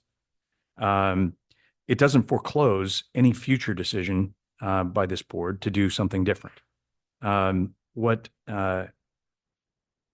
we need to do is make an improvement in how we are communicating with all of you, and hopefully you meet us there.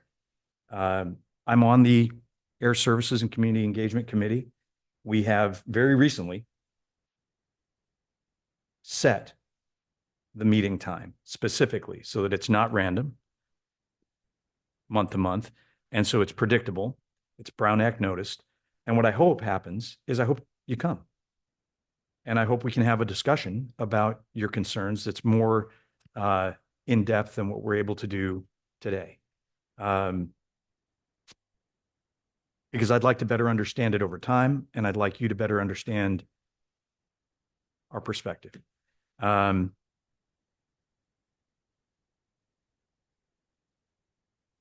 me see, I had questions for staff, if I may. Scott, just out of curiosity, you said that stage 3 aircraft on the private side or stage 4 aircraft are no longer flying. Stage 4. Stage 2. Lower. Sorry. Lower is bad. Sorry. Stage 2 are no longer flying. They have to be stage 3 or better. Yes. Is there an enforcement mechanism that the FAA has, an annual certification of some kind to, Yeah, do we know? It's one of licensing. They won't authorize the plane to fly. Every airplane has to be, you've got to register it and you've got to have an airworthiness certificate for it. Okay. They will pull the airworthiness certificates At the annual. now. Yeah. Okay. On an annual basis. Now, what they will allow, if Yep. for example, if someone has one and says, I want to fly it out of the country, you will get a one-time ferry permit to take that out. Mm. That is, and I hesitate to even bring that up because it is so few and far between. It isn't going to happen here. That happens at airports that have large, what are called MRO facilities, maintenance, rehab, and overhaul. Right. Facilities. One of my clients is one of those, San Bernardino Airport. Every year they'll get about 3, maybe 4 ferry permits for aircraft that are flyable but too loud. And what the FAA will say is, okay, well, you have to, they'll give them certain restrictions, takeoff restrictions. They can only fly at certain hours, and that ferry permit is a one-time permit. Once it's out, it's gone, and that plane won't come back. Okay. Thanks. Yeah, and then what I would just say to everyone, is that what we're seeing as a pattern, as a function of, frankly, as a function of the pilot crisis, is we're seeing reduced numbers of flights with larger aircraft that are carrying more passengers here than in the past. That's a function of the airlines and the market and the pilot shortage, but it is in fact happening. But again, this is something that I would be keen to discuss in more depth with whoever wishes to come to the Air Services Marketing and Community Relations Committee meeting, publicly noticed, open, and free to have dialogue. So, Madam Chair, I'll pause there and pass it on. Thank you. John? Yeah, I mean, I agree 100% with the sentiment of Director Pick. I mean, what I'm seeing and what I'm hearing is that it's just frustration with not being heard.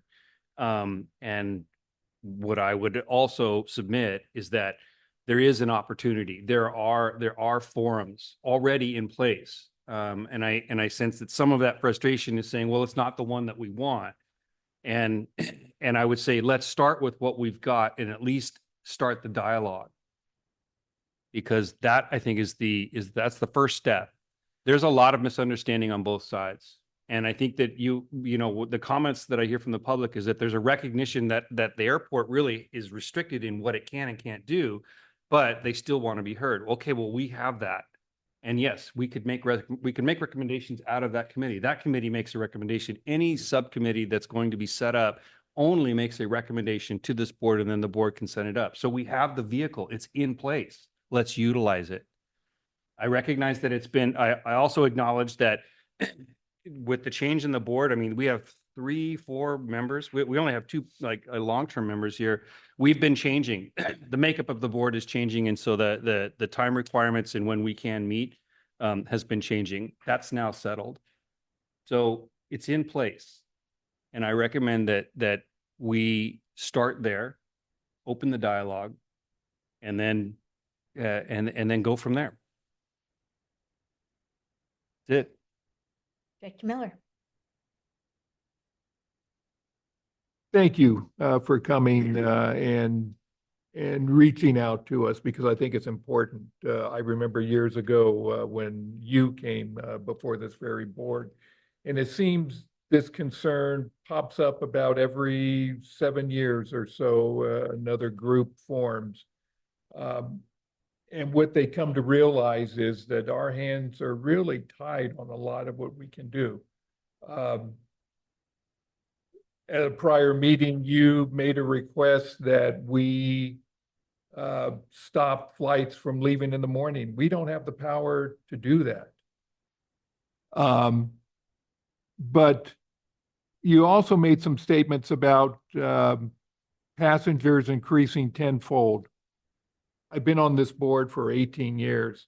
I can tell you that when Fort Ord was open, and they determine passengers by how many people get on a plane, not how many people get off, or otherwise they'd be double counted. Our enplanements, since I've been on the board, have been in the 200,000 range, low 200,000 to right now, we're pushing to the high 200,000. It's not a tenfold increase. Back in the 90s, when Fort Ord was open, our enplanements were in the 400,000 range.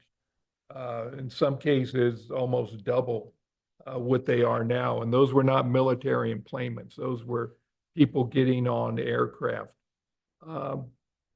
Director Pick is right. We have fewer flights actually than we've had since I've been on this board. But the airplanes are bigger, and bigger airplanes are a little bit noisier. Private jet traffic, we're not really supposed to respond. Yeah. This is why the committee is the appropriate place to do this. And what I don't want to do is exacerbate this problem by let's go and create a subcommittee that comes in with demands that we can't do. I think we need this communication to occur at the committee level where there can be this back and forth. And there's really this education. Now, I can tell you we do have a voluntary noise abatement program, and we make a lot of outreach to pilots.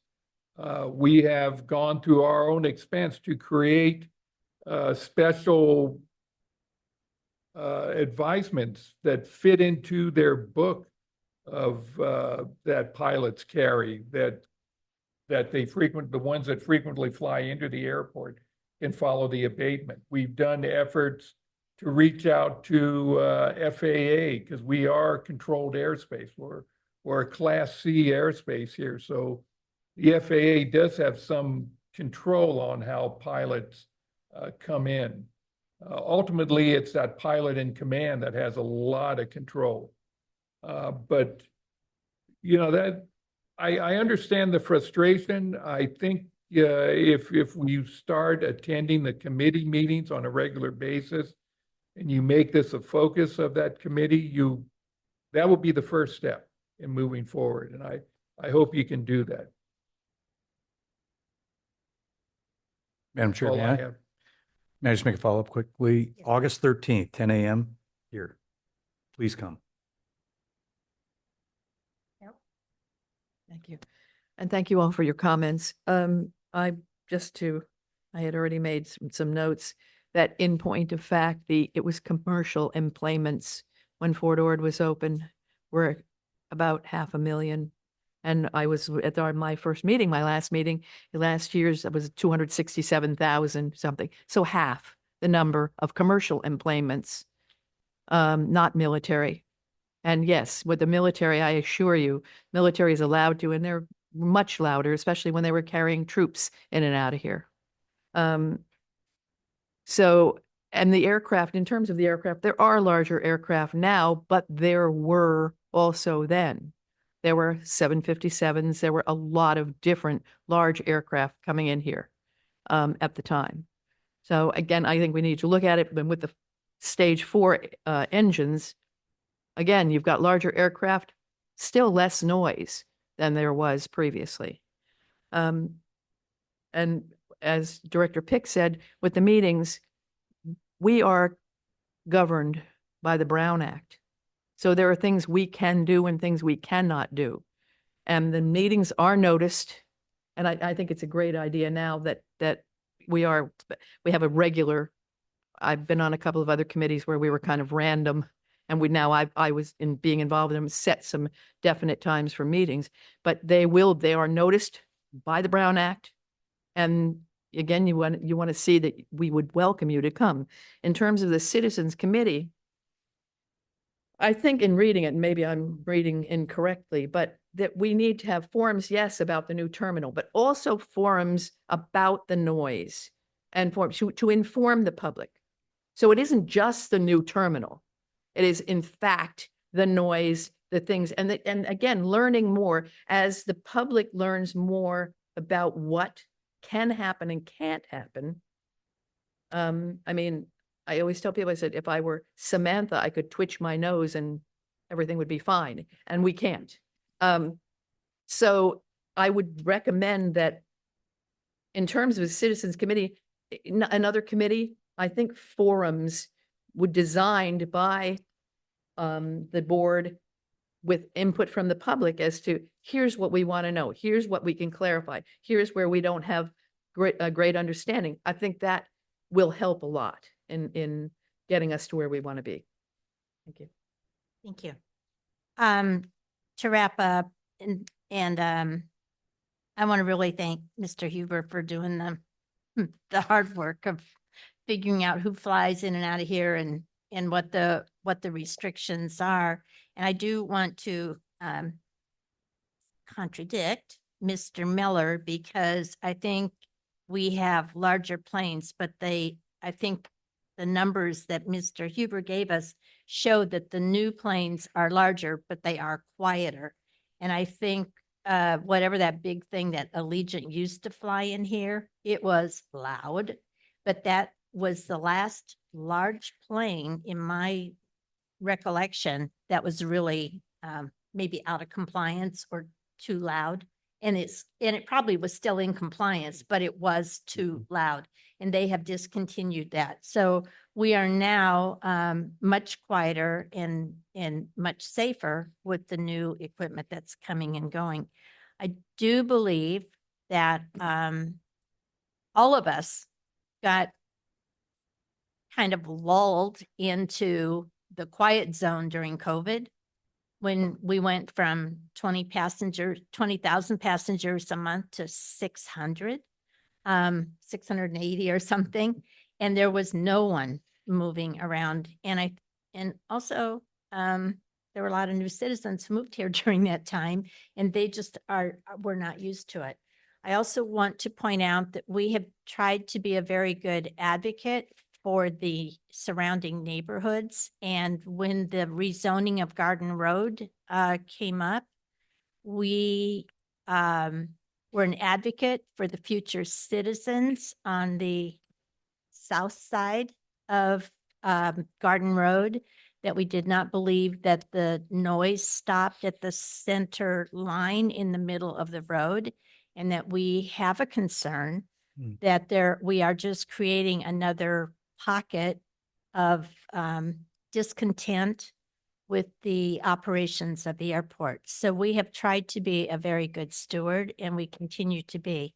Again, I totally agree with my fellow board members. We have something in place. We have 3 of our board members now who are actively employed. And for a while, we were, I'm going to say, trying to hit a dartboard with times that people could make meetings while they were out of the country or traveling with their occupations. So we now have agreed, and we will be meeting. The first one that is regularly scheduled will be the one that Director Pick gave you the date and time on. And we just ask everybody to come. And we can move noise to the front of that meeting, so that if that is the number one issue with the community, we will move that first, so that people don't have to listen to whatever else that we have to say if they're not interested. But I believe that we are listening. We are attempting to do everything we can to comply with being part of the National Transportation Network, and the fact that we do receive federal funding, and that we also work with our airline partners. I was telling a neighborhood association last week, it's interesting to me that, and I didn't know this till I came here, we'll get a notice from an airline saying, hey, we're going to start service on September 4th. And that's our notice.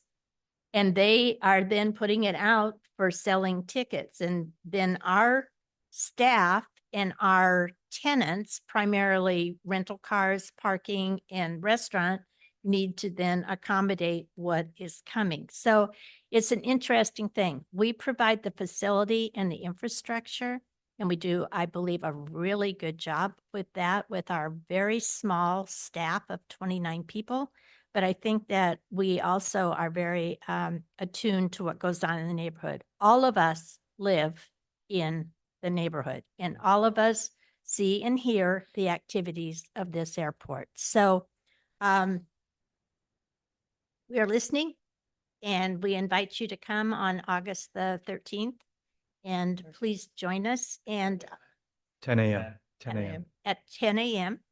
And And that would be here in this room, right? it is in this room, yes. And we look forward to interacting with you. We also will plan in the fall, once the final design is done with the terminal, we will have at least one community forum on that, and we will leave that open to all of you. And please join us, so you can see what we're doing. Mr. Huber? Madam Chair, if I might, there are a couple of, I'll use the term modifications that I would suggest that I noticed. One of them is, as Director Charabajian mentioned, is the date of July 17, 2024, which is the date of this meeting. The other one is, I call it the Air Service Committee. I just colloquially always call it that. And I'd like to modify or suggest a revision anywhere where it says Air Services Committee in the letter. I would like to use the full name of the committee, which is Air Carrier Service Marketing and Community Relations Committee. That way, anyone who goes and look at the response will understand community relations is a component of that. And as you've mentioned, that noise can be moved to the front. All right. I'm good with those 2 modifications. So with that, I would entertain a motion on the second letter. So moved. We have a first and a second. Roll call, please, Denise. Director Chabajian, Aye. Director Gaglione, Director Pick, Yes. Director Miller, Yes. Chair Leffel. Yes, thank you so much. Okay. Our next item, which is a response to the Fly Safe Coalition.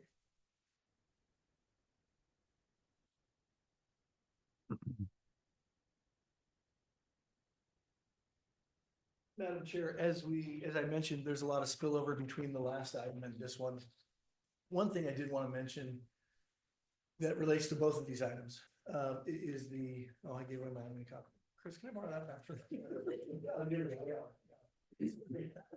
I'm old school a little bit. I like to do the hard copy sometimes when I'm speaking, but anyway, one of the things I wanted to mention is we do have a 4-page draft response letter.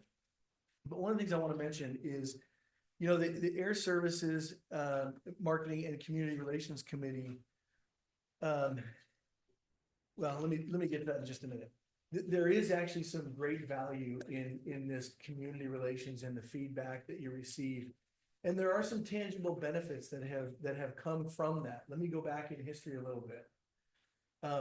For those of you who are pilots, you'll notice when you're taxiing down the runway to the run-up area, there's a sign that says, you know, utilize the fly quiet procedures, right? No early turnouts.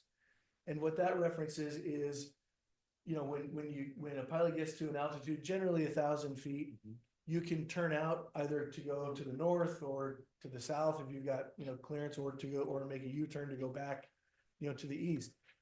The voluntary procedures that have been published in many of the places where pilots look for when they look for the notices to airmen or air movements, as you know the FAA calls it, they call them NOTAMs. Those are all referenced in there. One of the voluntary things we've asked for is flight training schools to do no more than 4 touch and goes before you go somewhere else, right? Or when you're coming in, so that the flight over the neighborhood is minimized. Now, can we enforce that? Can we go and arrest somebody and seize a plane? No, because they're voluntary, right? The Airport Noise and Capacity Act prohibits us from really, you know, again, making them mandatory. But we've requested it. Everybody knows, every flight school knows that those are our requests. Going back a few years, and based on citizens' concerns and complaints, Mike Lapierre and staff studied this issue extensively, went to the FAA with a proposed procedure, departure procedure, that when flights are departing from 28 left, commercial flights headed towards the west, that they turn once they reach a certain altitude and go over the bay. It's called the Monterey 5 departure. When weather permits, and it usually does, it almost always does, when weather permits, when safety permits, or when traffic permits, they can go away from that, right? But it almost always does. The Monterey 5 procedure is the procedure that is usually happening. And I can put it up on the board and share this with individuals. Let me see if I can try and share my screen here. It is that one right there. I wish they would overlay the topography on this, but this is the Monterey 5 departure. Staff went to the FAA based on community concerns, went to the FAA with this and said, we'd like you to approve this as a formal procedure. And they did. Now, it didn't take a day. It took some time to get this done. It took a lot of probably, I think many of the gray hairs that Mike has might be attributed to that, right? But what happens is planes will take off. They will climb to 1,100 feet, and then they will turn to 329 degrees or to go over the bay. Mm-hmm. Now, again, you can't see the topography here, but when planes are at 1,100 feet, they're usually right about Highway 1 when they turn to go over the bay, almost always. They then go out over the bay until they intercept that 204-degree radial coming off of the Salinas VOR. And then they go out to, it says Shoei, Shoey. That is an imaginary fixed point that's well out in the water past the peninsula. Then they can get their further clearance as to where to go, right? We went back and looked, and staff went back and looked, and I received this information from Mr. Lapeer. In the month of July, every commercial flight that took off, that utilized the Monterey 5 departure. We're in July. Was it June? Oh, I'm sorry, no. It was June. It was June. Yeah. Every flight, we thought, with the exception of one, utilized that departure. I went and pulled that one. And that one that we thought didn't use the departure actually did. The complaint that we received, they utilized this departure, they went out over the bay, and just before they got to show, it was the American Airlines flight that was going to Dallas. Air traffic control approved them to turn and head towards inland, towards Dallas.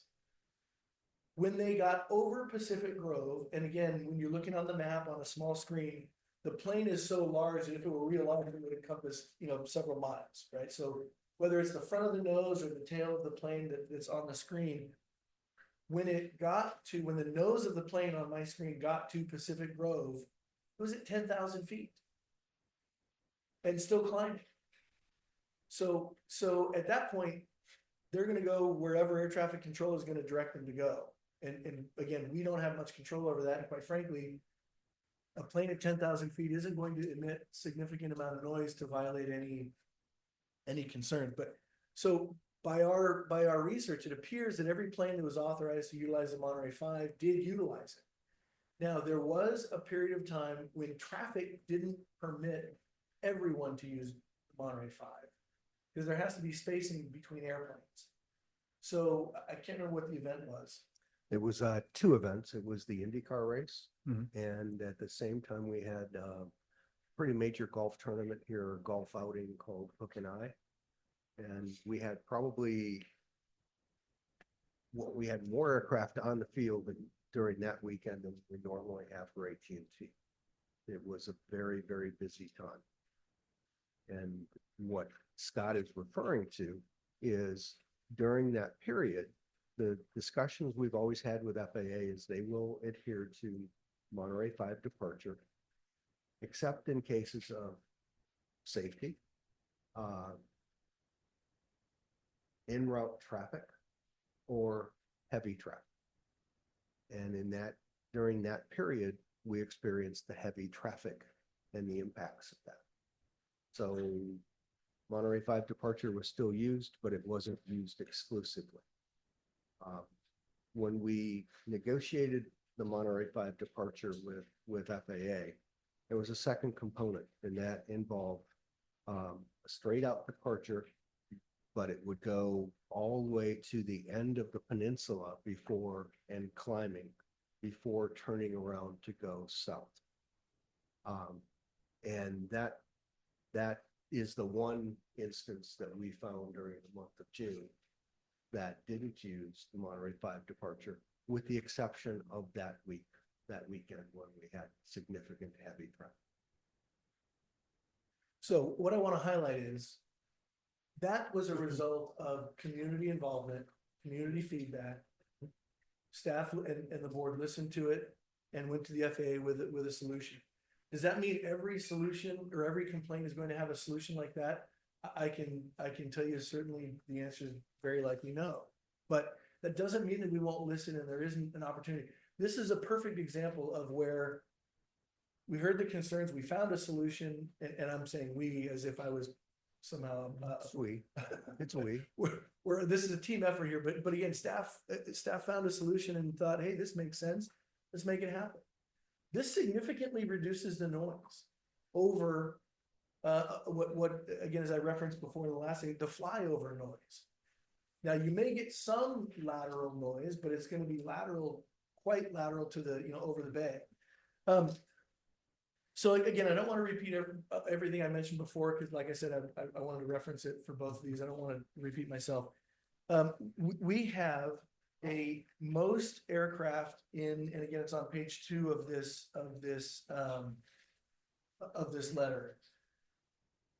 I do reference in here several of the places where you can find the documentation. And again, I don't want to pull the wool over anybody's eyes. The documents are all right here. You can go find them. The footnote, particularly on the bottom of page 2, is where it's I didn't want to attach a 145-page document to this, but I almost did. But I put a footnote to it. You can go find it. Every aircraft, including private aircraft, including the private ones, has a noise rating. And this is not scientific, it's merely anecdotal. I went and I looked at all of the traffic that came in during the last tournament, AT&T. I didn't find a single private jet that didn't comply with stage 4 or better. Now, it's not scientific because again, I wasn't able to look at serial numbers of planes to see does it match up. But when I looked at the tail number, I could find the model of the plane. I went to find that model. By my review, every one of them was stage 4 or better. Okay, now, again, it's not scientific. I just went and looked at traffic and said, okay, let me go look at that one. And my wife thought I had gone mad because I had multiple screens going at the same time where I had, traffic over here and I had the FAA registration over here and I had the registration here and this FAA document on the side. So I kept going back and forth. And anyway, I looked like a mad scientist for the better part of a few days, but I didn't find a single one that wasn't stage 4 or better. Now, stage 4 is 10 decibels lower than stage 3. That's a significant drop, particularly at the louder levels, right? But anyway, so there is, I think, and there's a whole section here about the Monterey 5 departure and how it came about. But that's the purpose of this Air Services Marketing and Community Relations Committee is you listen to what the public has to say. Now, again, I think I reference in stage or in section 3 in there, and particularly in the grand jury report, we can push information out better. We'll modify the website in a way that makes it in an effort to be a one-stop shopping, so people can find information on complaints that have been lodged or where they can go lodge a complaint. We can investigate what was the plane, where was it, was it military, was it private, how high was it, at what time, and we can certainly do that. We can make the information more public than it is. It is, and I don't want to say it's not now. It is transparent now. It's in every board packet. So from a historical standpoint, if people want to find them, that's where the information is for that period of time for the previous month. But I'm happy to go into specifics on this letter, but I think it does at least open it answers some of the concerns that were alleged, but B, I think it does open the door to invite individuals to the Air Services and Marketing and Community Relations Committee meeting, which is now got a fixed date of the month or a fixed day of the month and time. I'm happy to go through this in specifics if you like, Madam Chair, but I think everyone's had a chance to read this, so I'd like to open it up to the public. Those of you on Zoom, if you could raise your hands of anyone that has a comment on this item. oh, let me stop. Hang on, let me stop sharing my screen. So there we go.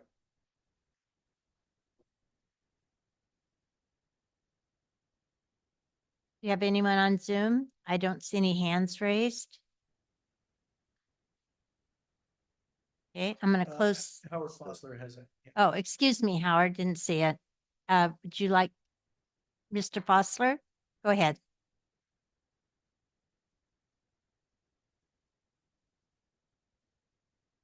You're on mute, Howard.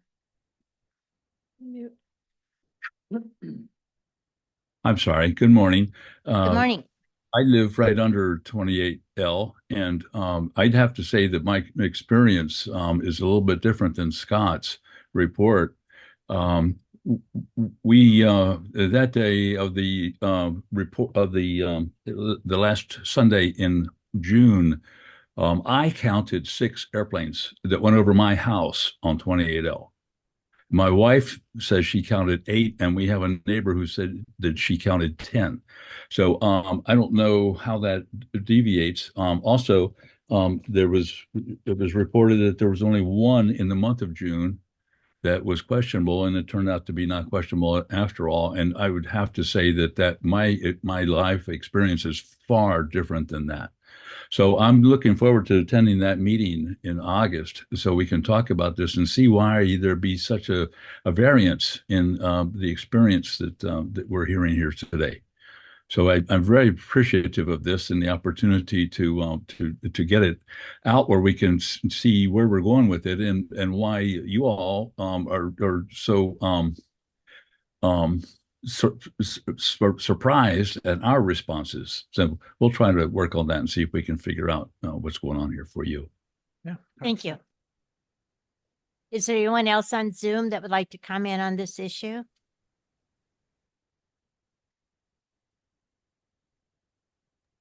All right, I'm going to close public comment on Zoom, and I will open it up to the public in the room.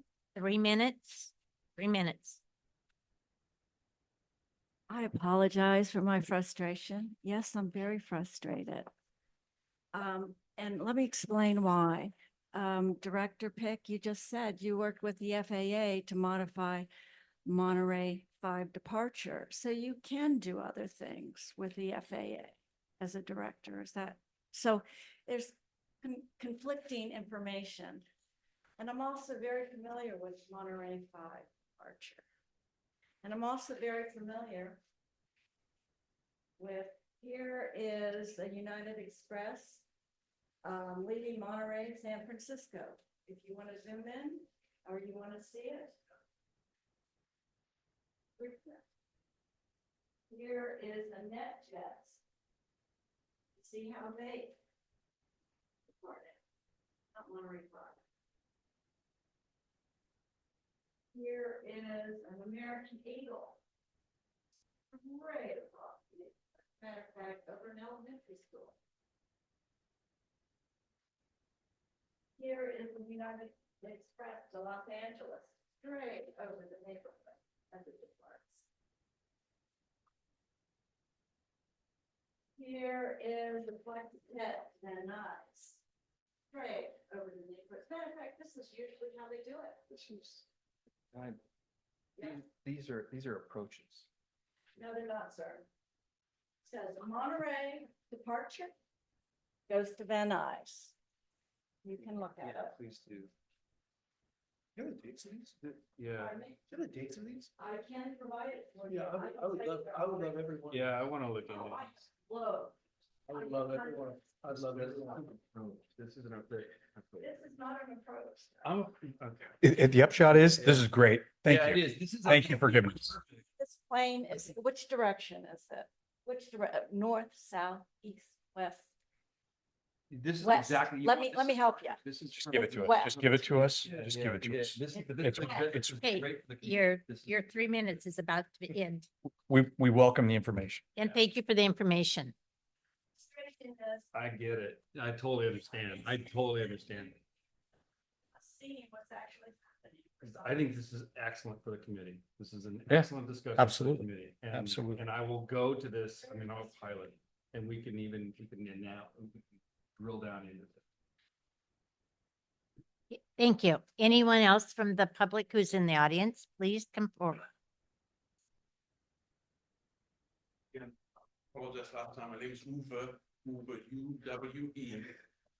Haven't be German. A good German Sorry W, about I got that. it. Rollback Herbert, Monterey 5, Thank you, sir. safe flight.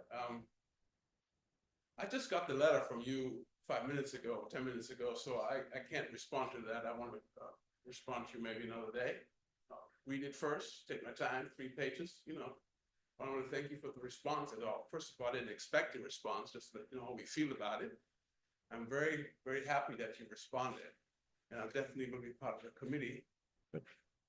There are a lot of, like she just said, the public feels that you don't realize what's going really on. You're like in a cocoon because you're the board. And then the staff And sometimes we see things which the staff doesn't show you. And that committee, maybe we can show you. Great. Thank you very much. Thank you. Anyone else from the public that would like to speak on this item? All right, I'm going to close public comment and bring it back to the board. Oh, excuse me, Madam Mr. Chair, Weaver. I do want to, again, while I know some of these are time stamped, but they're not date stamped, so I do want to get dates, from you, because I'd like to look into this stuff. That'd be great. All right.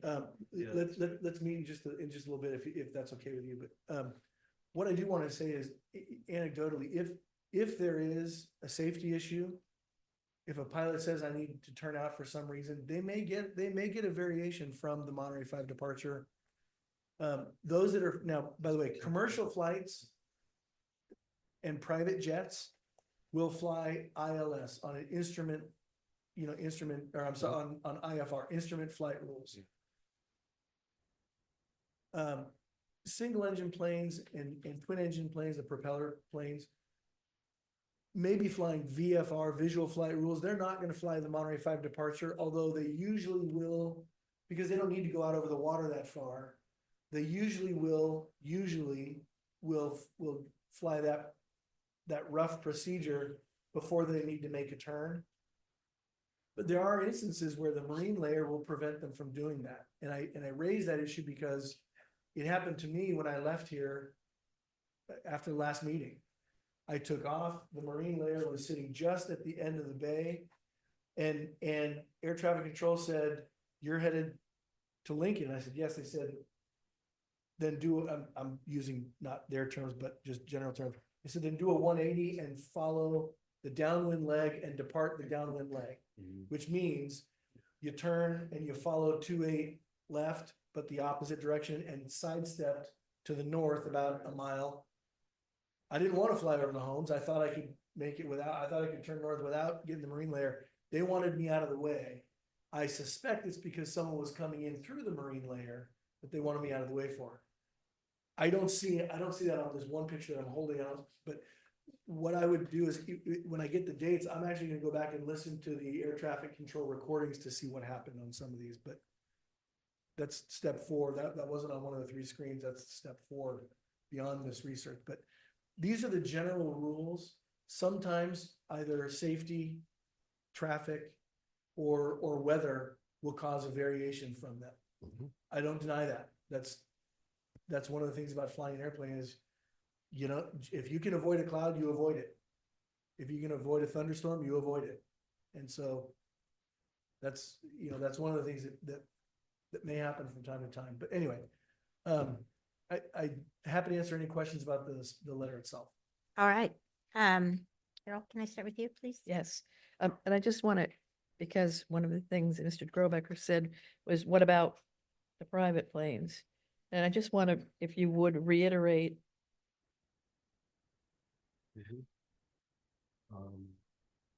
Yeah, can you do that after Yes. That's not appropriate. It's not appropriate, ma'am. I would hate for us to be accused of a Brown Act violation. In terms of the aircraft, private aircraft, there was a point in time, if I'm not mistaken, that if I owned, John Travolta owns his own private 727, it didn't have to be refitted if you owned it privately. They do have to be now. But in terms of the private aircraft of that size, can you just reiterate where they need stage 2, stage 2, the monthly stage 3, stage 4, what do they need to do these days? So right now, stage 3 is stage 3 or better is the requirement.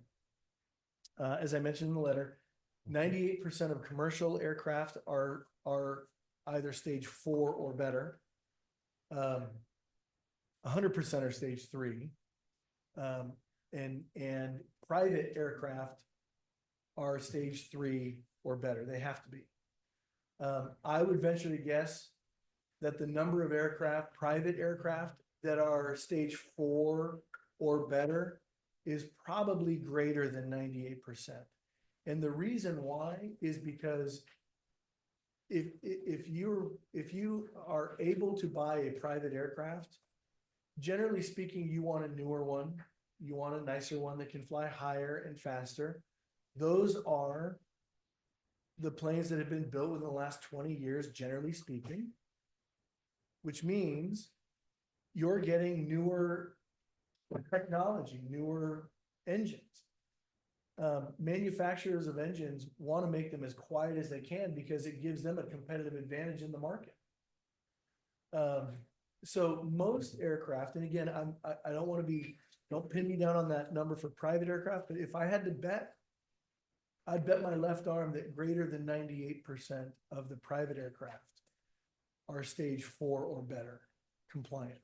That's just my hunch. And you said when you checked AT&T, that it looked like all the private aircraft, it appeared that about all of them were stage 4. It looked that way to me. Now I get the reason why I say that is I give a caveat. There are some private aircraft owners who can prevent you, they can have a private registration with the FAA. So they prevent you from looking up what is their tail number, what is the make and model and year of that plane. There are some that I can't see. But the ones that I could see, every one. So from a noise standpoint, the private aircraft are not contributing to excessive noise because of the lack of up-to-date engines. Yeah, their contribution is identical to commercial. They are held to the same standard by FAA. Okay. It's stage 3 or better. It is rare that we see an older aircraft with stage 2 engines and the hush kits that Scott referred to earlier. It's very rare that we see those now. One of the motivating factors is obviously economic as well. The newer aircraft are quieter, but they are also much more efficient. And the move is driven, by a number of different reasons, but one of them is certainly cost of operation. Fuel prices too. Yeah, fuel prices. Pilots are sensitive to that. Aircraft owners are sensitive to that. The airlines are sensitive to that. And as they convert their fleets or as they buy new aircraft, you get a double benefit. You get the benefit of efficiency, but you get the benefit of a quieter, more energy efficient and more environmentally sensitive operations as well. And, to that point, it's really kind of an aside, but we also are our FBO is either number 1 or number 2 in the amount of fuel sales that are done using SAF, sustainable aviation fuel. There may be one other airport in this country that sells more than we do, but not by much. So collectively, it's become important to this airport to be as neighborly and efficient as we can, understanding the impacts of our operations on the community and on the environment. So. Thank you. Yeah, I support the letter. I understand the frustration, especially trying to deal with a public meeting like this, because it doesn't really allow by law for this free exchange back and forth. I'm very optimistic that in a committee setting, you will be able to achieve the goals of having this select committee, or I mean, not select, but this community committee that the grand jury recommended. But I don't know. I have high hopes that a lot of these things can be addressed. And noise is important to us. But over the years, we've been seeing our noise complaints have been going steadily down. That's just the reality that we have seen. So it doesn't hurt to look at this and see what we can do better. I'm sure we can do something. John? Yeah, I definitely share the sentiments of the board in the last thing here, and I think this committee is a needed vehicle for us to, you know, if the last exchange was, you know, was a perfect example of, I think that would be great. Also, I want to acknowledge that the last speaker, I'm just looking at this, these are departures, absolutely correct about that. But I also want to point out is that, I mean, this is 8,300 feet, this is 10,000 foot here. So while they are, they're not departing actually from the Monterey 5 departure. I'm actually just sitting here reading it, and the Monterey 5 has this is climb heading 278 until 1100 as directed by Monterey Tower. Even the VFR pilots follow that procedure. That's almost a direct flow to the clearance, the takeoff clearance. So all planes are directed to fly out 278 or fly runway heading at least until 1100, and then something changes. So I'll say where I think some of the disconnect is and why, you know, what we're reporting, and then some of the empirical experiences from Mr. Fowler is that it's probably the delta between the VFR pilots and the IFR pilots. Everybody who's flying IFR, and I fly IFR quite a bit, follows the Monterey 5. It's these right here, where these turns, this is directed by ATC at that point. So they've flown. What's ATC? Air traffic control, meaning that the tower has handed them off to ATC, and then that's the fence right there as directed by, and then they're told to do something different after that. And that's the IFR traffic that's here, but the VFR traffic is very similar. Is that we all follow basically runway heading to about 1100 in fence. We then do whatever it is after that. But this is great. I mean, this is the kind of stuff that we can absolutely drill down into in the committee setting, and I look forward to that opportunity, because I definitely think that much of this frustration is I mean, I frankly think it's a misunderstanding, and I think we can help clarify some of that, and then hopefully we come up with. I mean, the Monterey 5 is in response. And so if there is other recommendations, if there's other things that we could explore, then by natural do it. And I support this letter. I think this letter is very well researched, and it's fact-based. And I think that's where I think a lot of our discussions we all need to agree to facts. And then we can start talking about how we can make changes to some of the impacts. That's it. Director Pick. Thank you, Chair. I want to agree with everything that's been said by my colleagues. Scott, thank you. This letter was a lot of work, and it's important. And it's one piece, but an important piece in a dialogue, in this case written, hopefully in August, more verbal. Mr. Grubecker, I appreciate everything you've said today, and I look forward to being able to talk with you more in August if the opportunity presents itself. Mr. Underwood, I think your approach in terms of just highlighting the difference between the inability to mandate versus the ability to suggest or cajole, coax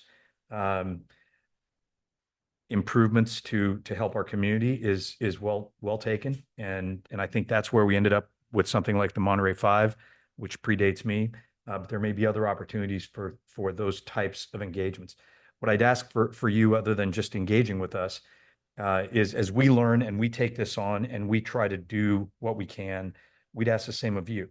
As you better understand what it is that is happening, not to suggest you don't understand it, but I think there's probably good communication that can happen both ways. Please communicate that to the community, right?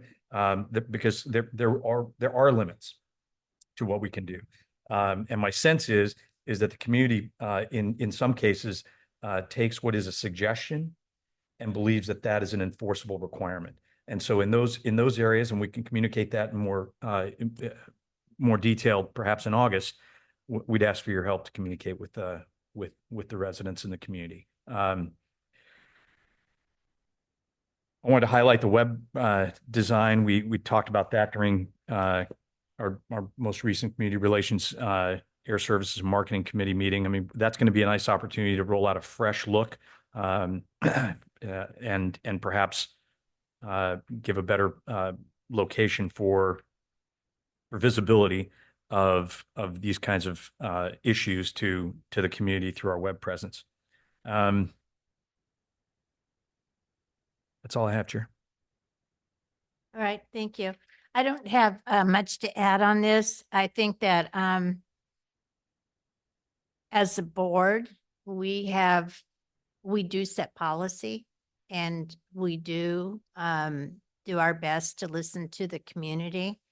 One of the issues that I heard the other day was the 5:15 departure. And I know that our staff has asked one of the airlines if they can push that back a little bit, and that is in response to the community concerns about the noise at 5:15.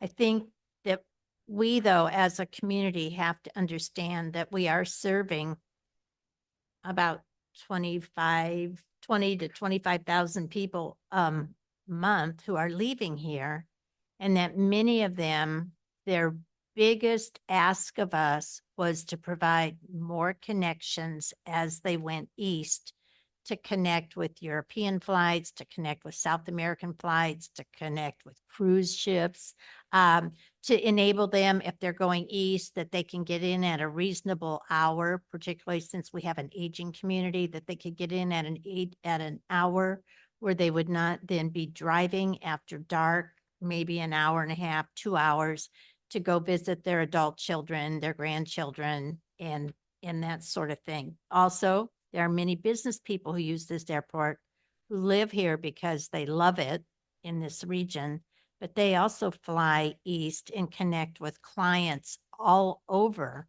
And a lot of them are trying to get in so that they could be rested and be available for their clients on the next morning.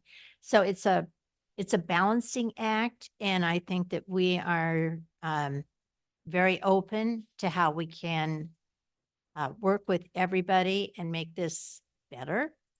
And I agree with Director Pick.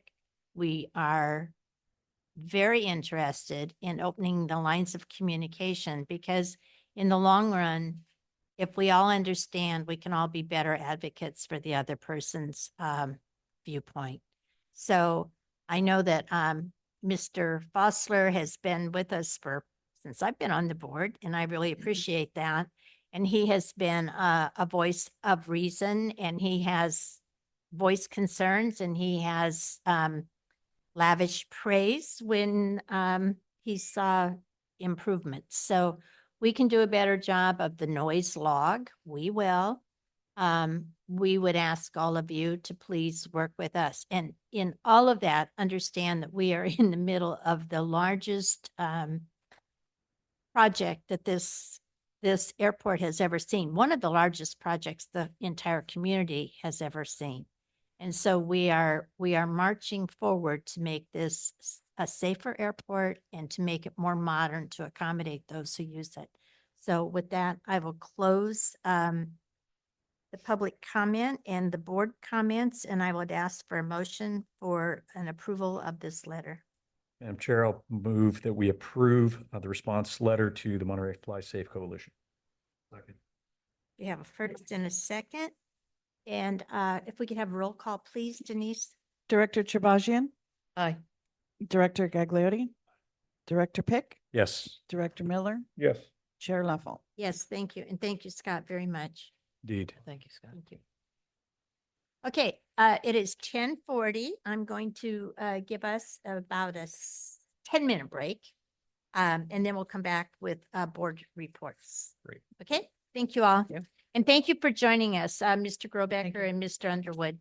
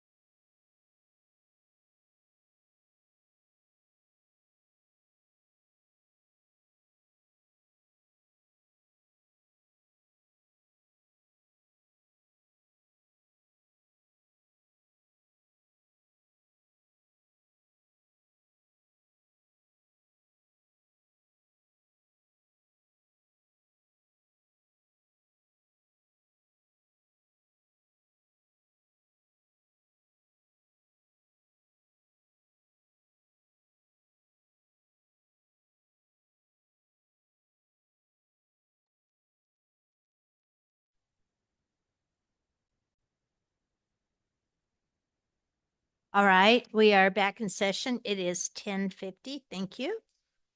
Well needed break. We will go to the board reports and acceptance of the department reports. So is there anyone from the public that would like to pull any of these board reports that are in the package and discuss them or make a comment? If so, please raise your hand. Madam Chair, I see no hand raised. All right. So I'm going to open it up to the board and does the board have anything on any of the board reports that are in the package, the staff reports?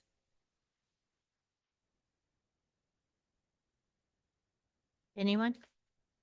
No. No. All right. I'm going to close that part of it and we'll go to the ad hoc committee reports.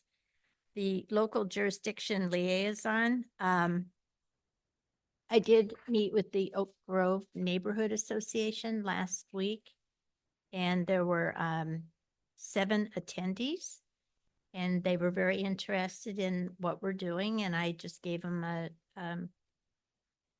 rundown of what our activities are, where we are in the middle of our safety and modernization project. There were no concerns coming other than a request that we have a flight to New York City. So that was that was the big Which airport request. would they like? The request that came out of the meeting, but they used the airport.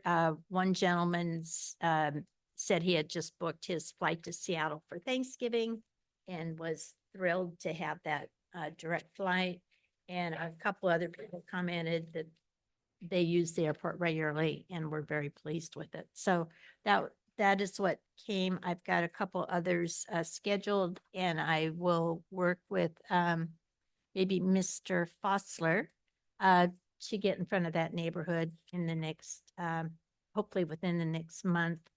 And I think the other person who divides that neighborhood with me is Director Miller. So I'll ask him to go with me so that we can address it together. And I will do that with each of you as chair, if you want me to, within your neighborhood, so that there's 2 of us. And then You want to go to Kona? Sure, absolutely. You know, it's information and it's an exchange of ideas, and that's what we need. So anyway, that's what I have. Local Agency Formation Commission. We have on the agenda, we have just finished, the staff just finished municipal services reviews of the Soledad Healthcare District, which has really turned the corner. They have made a lot of changes and they are really well poised to go forward. We did extend their sphere of influence because they gave us the data on how many patients and clients they have throughout the Salinas Valley. And so we extended their sphere of influence. Not that it matters that much. They're going to see the people one way or the other, but it is now, I guess, sanctioned. We also believe that we will see the requests from the city of Greenfield within the next month on a annexation. They have a elementary school that was built just adjacent to their city borders, but it is not within the city border. And LAFCO gave them permission to extend sewer and water services to the school. Now they have a piece of property that is adjacent to that they're going to build a new community center on, and they want to be able to actually have that new city community center within their boundaries of their city. So I think that also will be coming forward. Our staff did work with the Soledad Recreation District, and the city started its own recreation district, and then there is their own recreation department, and then there is the district. The district runs the municipal swimming pool. which is the biggest, best swimming pool in South County. So we are encouraging them to maybe combine some efforts and not have complete duplication of efforts and work together. The last thing is the Soledad Cemetery, and they have had a hard time holding on to board members. They now have some new board members. There's been a lot of degradation of the property down there. There are parties that go on in the cemetery, and then people end up degrading headstones and tearing up the property, and it's pretty much a mess. So we are working with them. The old board was not, they were in total violation of the Brown Act. They haven't filed taxes. They haven't done any of the things that they need to do. So LAFCO, one of LAFCO's things is to work with districts like that and try to right them and get them on the right path. Because this has been ongoing for a while, the commission asked for a 3-month report and a 6-month report. And the teeth in this is that we can then tell the Board of Supervisors that they need to take control of it, because they appoint those people, and they need to take control of it, and they need to fix it. So we'll see what happens in the next 6 months. So those are the LAFCO pieces that are coming. And we did get our new assessment, the district did, and I think the airport was the first one to pay its assessment again. So that's a good thing. How much was it? I want to say it was about $13,000. Yeah, I think it was about $13,000. Okay. It was Not bad. it was a 3% increase over last year. So anyway, so that's it. Director Pick, I think you have a report. I attended the annual meeting of the Regional Taxi Authority, Madam Chair. It was exciting. The authority passed its annual budget with augmentation, as has been the case for the last several years, from MST to meet their expenses. There was discussion about raising fees next year to minimize that draw from MST, and that will likely be part of next year's budget process and proposal. There was recognition of a driver whose name I don't have, and I'm sorry, who rendered assistance to a family when he arrived at pickup, and the ride was deceased. And so it was really, really tragic, and he went above and beyond. He got recognized at the meeting to good effect. There was a new license issued, so there continues to be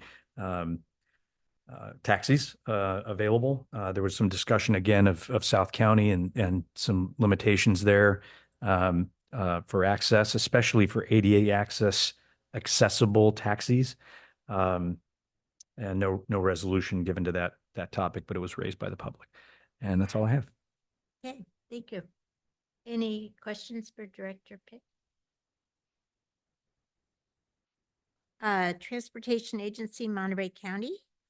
No decision's been made on 68 yet. Last meeting I attended, the most remarkable thing is the public that has been commenting on the lack of a train running into Monterey. First, I thought their focus was just mainly on light rail, but no, they actually want a Amtrak train going into Monterey, and just very angry and making a lot of comments against all the AMC members about giving the money to MS, to the bus people.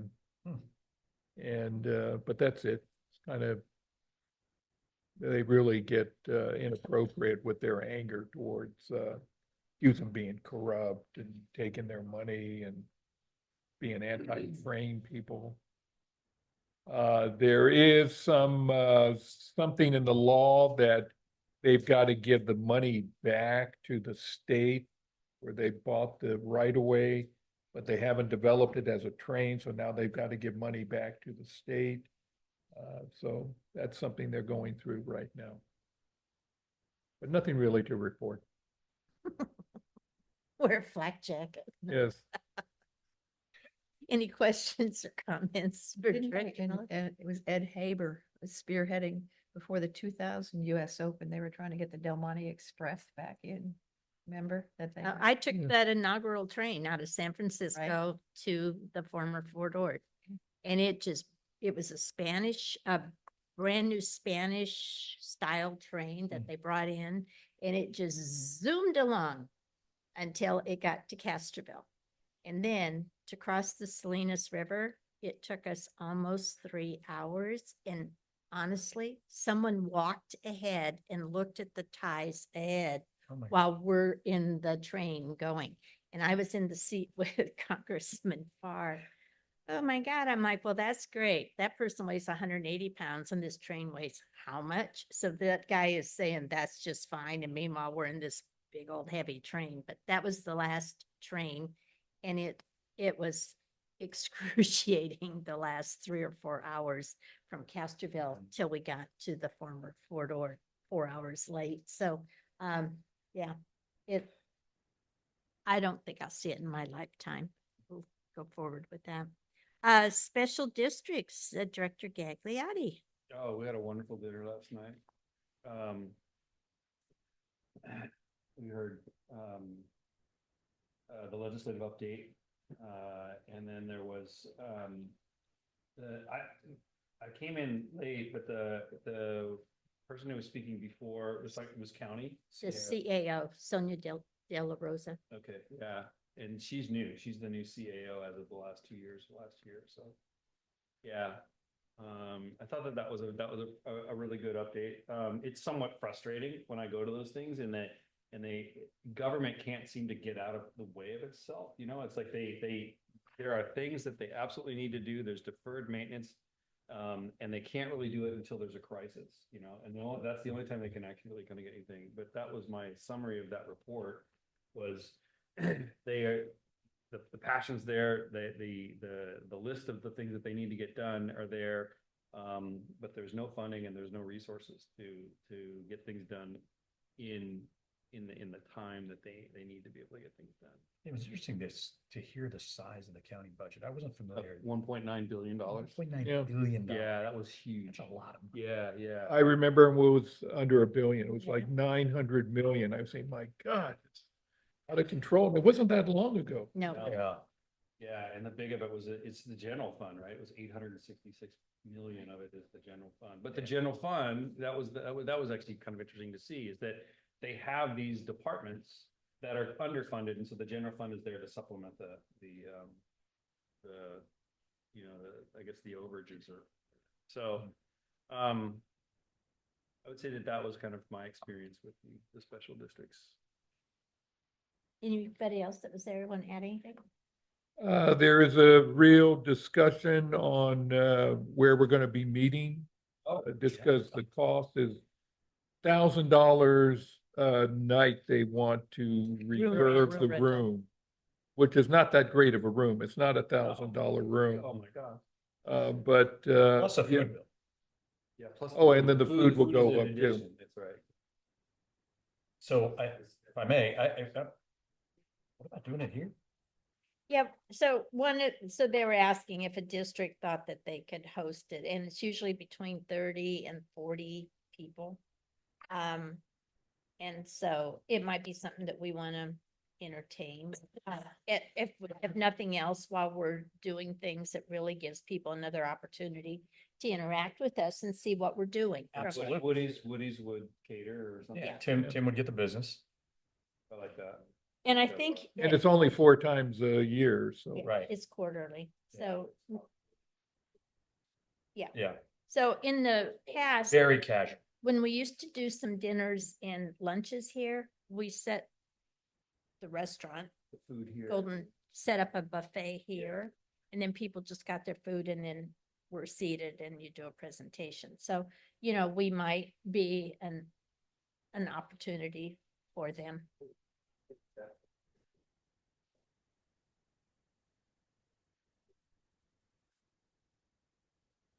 That's at the most. Mostly it's around 30. Yeah. Maybe we can weed some of them out. Yeah. That's right. Like, that's you- right. No, you're not. I mean, last night was what, 30 at the most? Yeah. No, it's 40 No, last It's night. probably 40. Really? And we were 5 of the 40. Oh, that's true. We were And all- all of Marina Coast was there. Yeah. Yeah. Yep. So there are some districts that send 1 or 2 people, and then, I mean, there's just a kind of a regular group, Pebble Beach Community Services, mosquito abatement, us, Yes, that's the. Monterey, Marina Coast Water Yeah. District. Those are kind of the.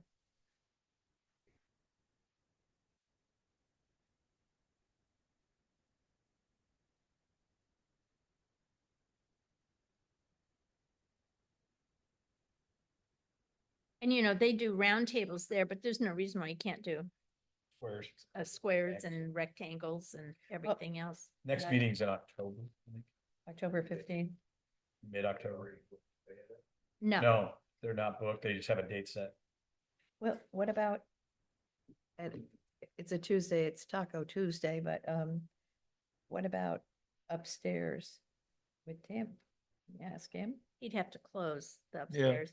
It would be more expensive. You'll be paying for his room. Maybe or maybe not. I don't know. But anyway, just that's part of the report. They are looking for a space and they don't want to go. I don't want them to have to go. The guys that come from South County, they should not have to drive into Carmel, Pacific Grove, or further into Monterey. We're probably about as close as they want to go as getting in that traffic. They did discuss the Spreckles hall, which is a great hall, and it's great.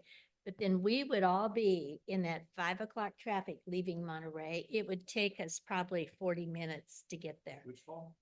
Spreckles. Freckles Community Hall? something? Yeah, the Memorial Oh, Hall. right, Yeah, Yeah. it's a great spot, Yeah. but I was sitting there going, do I want to sit in 40-minute traffic to Back. get there? Yeah. No, to go at 5. Oh, that's right, because it would be the end of the day. Yeah, so we'd yeah, be yeah. in all the traffic going toward the Salinas Valley. So Yeah. anyway, that came about. So if you all want to kind of play with it and let us know. The only other, I need to call and ask, taking 25% of the TOT from the DSA set aside to move somewhere else. I'm like, why are you taking more money from the? That's a DSA? whole different, that's not us. I know, so- but That deal's done with the county. Association of Monterey Bay Area Governments is tonight, so I'll report. Chamber, right? And tomorrow night is the chamber, Business Business Excellence Awards dinner. We're up for an award. Not, Again. No, we were not last this year. right? No, last year we did, right? I mean, I think that was the first function ideas. What was that?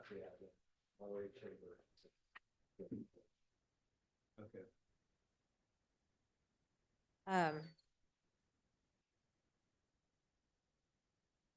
Anyway, I think that's it.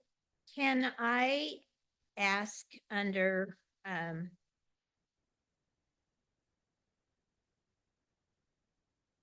do we have anything that we can do with Allegiant with the mess that they created Friday and Saturday here? What's the mess?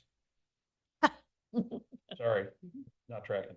They came in late Okay, and then they finally boarded yep. and they put people on a plane and they went out and taxied. And then the pilot said the tower guy went home. So we cannot take off. Now, that's not true. I know that's not true, but that is what the pilot told all the people that were already 4 hours late. That's what he told them on the plane. And then on top of it, then he came back on while they were still sitting there and said that they had been transferred to NorCal and that NorCal told them they could not leave. And so they came back to the terminal. And I don't know, that flight was what, at 9 o'clock or something, 4 o'clock. It was supposed to be 9:30. I think it was probably 11 when they got in. I mean, they were an hour and a half late. It was a little Yeah. late, Yeah. starting. So anyway, social media blew up Friday night. it blew up on it because people were sitting on that plane and they're saying, now the tower person went home. And I'm like, well, they go home every night and it doesn't matter. And then they were that NorCal would not let them fly. So they came back, offloaded, people got, so then their bags, they all went to the counter to try to reschedule. Meanwhile, their bags were on the thing. After 4 go rounds, they pulled the bags off, put the thing down. So then after people got through with the Allegiant people at the counter, they went and couldn't find anybody to talk to about their bags. So some people that came from South County got home at 2 a.m. Some that live in Seaside got home at 1:30 in the morning. It was, so then they rescheduled it for 1:30 on Saturday afternoon. And then they were, I don't know why they didn't take off at 1:30, but they didn't tell anybody. And then they gave vouchers out without telling and they were something that Jessica had never seen. So they had 64 people wanting a $12 meal from the cockpit with a piece of paper that was just photocopied that the cockpit had never seen before. So they ended up, it was just a mess. And the thing is, it all reflected on us. People were taking photos and putting them on social media saying this airport sucks, you know, the airport does this and that. And I thought my head would explode, but I didn't answer any of it because I was not giving, I didn't know what actually was the reason on Saturday why they didn't take off, because the plane was still here from Friday night.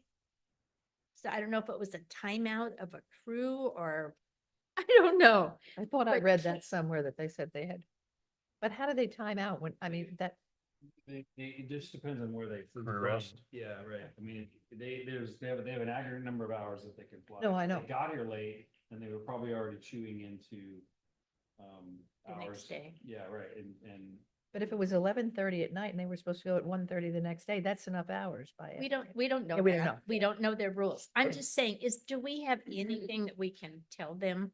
That was just a travesty.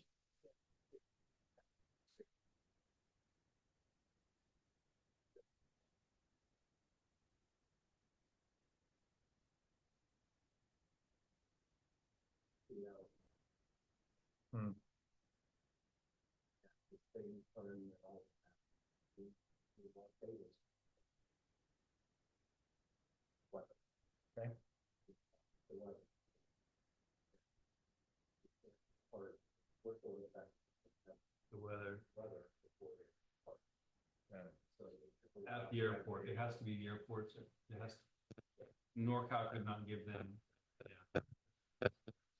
Yeah.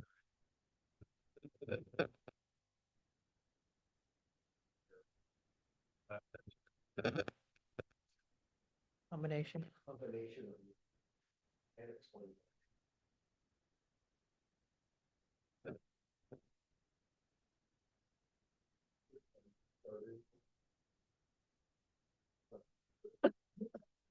The what?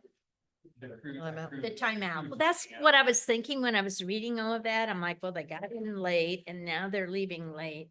So that's what I kind of thought, but I didn't want to say anything because I don't know the facts. So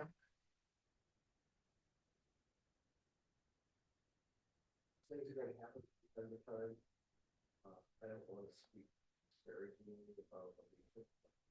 There is longer work at there.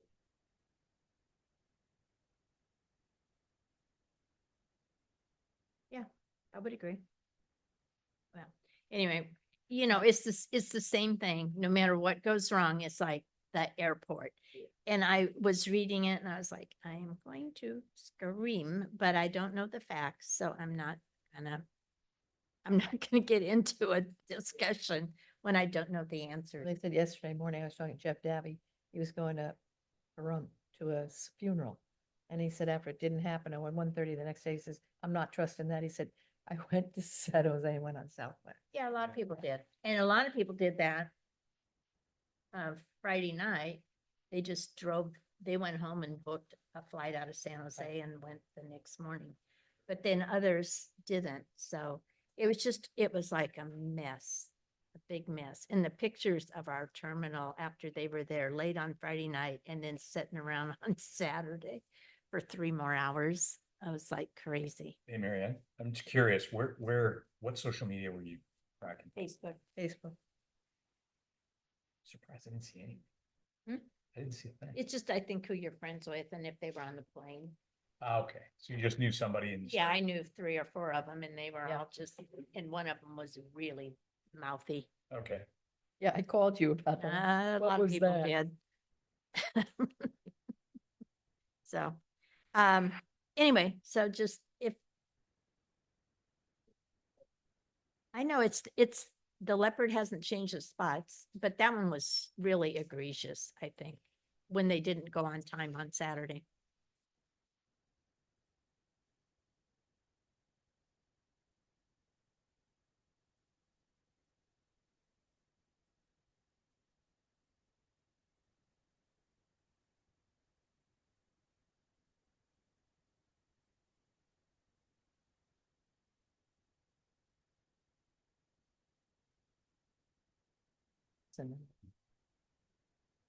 Well, I felt sorry.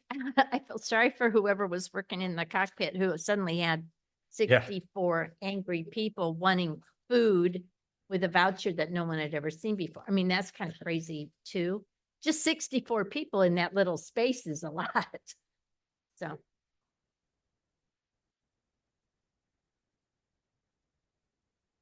But Allegiant never came over to say we're given vouchers. So suddenly it was just like, the big race The voucher was good for where?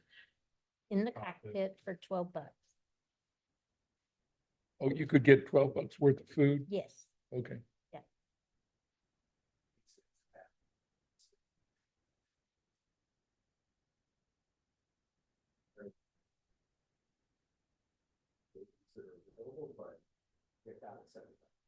Right. Well, according to them, they do, other airlines do say, hey, heads up, we're going to get vouchers. And so then they at least know it's coming.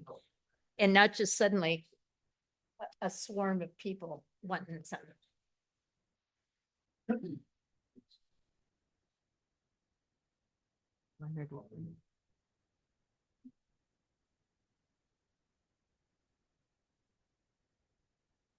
Well, anyway, that was listening to the community and responding. I'm just passing it on. Okay, so pending requests for future agenda items. Mike, we still have something hanging with you on your review and discussion. No, not unless there's something you need to say. No, there is something we need to decide because we discussed with you a monetary and you were going to get back to us with how we were going to do that. No, it's already done. It's already taken care of. I did not understand that you needed me to come back. You gave me that and we took care of it. That's fine. There was a cap, as Yeah. long as it's within that cap. Yeah. Yeah. You allocated it? That's fine. No, it's not right. This is closed. No, Scott. Scott, Is it closed? do we need to vote and say that we did not make a complete determination in closed session, but now Yeah, that was a closed session discussion. So let's the 3 of us,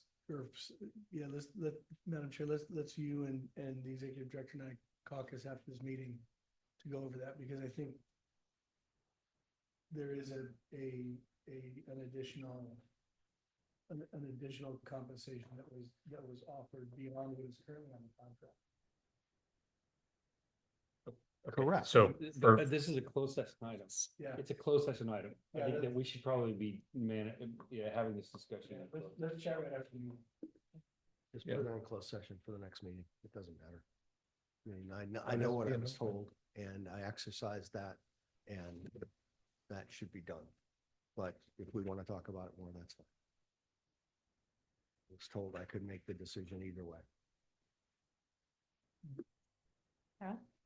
We have item number E here, which I feel I've been negligent in. As when you attend a conference, you're supposed to write a report. So I know we're going to discuss that. I know I sort of got out of the habit when I was doing my remodel. In the past, when we had multiple people attend conferences, we would have one person do the report, or they do it as a group effort.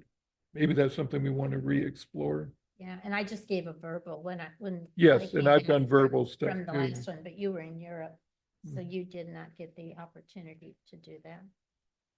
So, But I mean, it's here for a reason.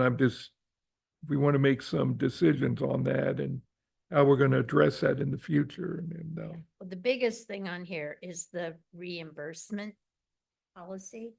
And so what it was, was that there is somewhere in our policy governance manual somewhere that we could do an increase of 5% a year on our Yes. compensation for attending meetings. Yep.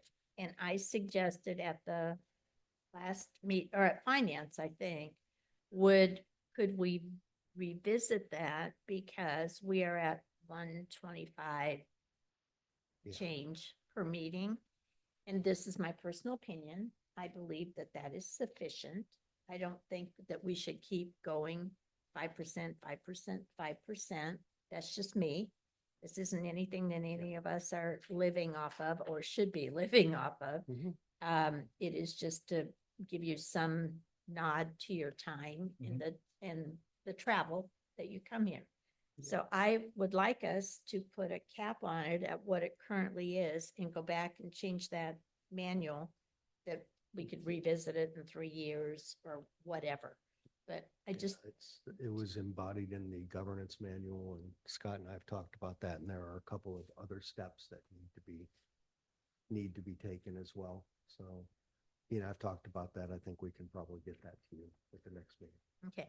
And that's just me. I'm the one that brought it up because I watched it go from like $100 to 105, and then suddenly it was 125. I'm like, come on. Yeah.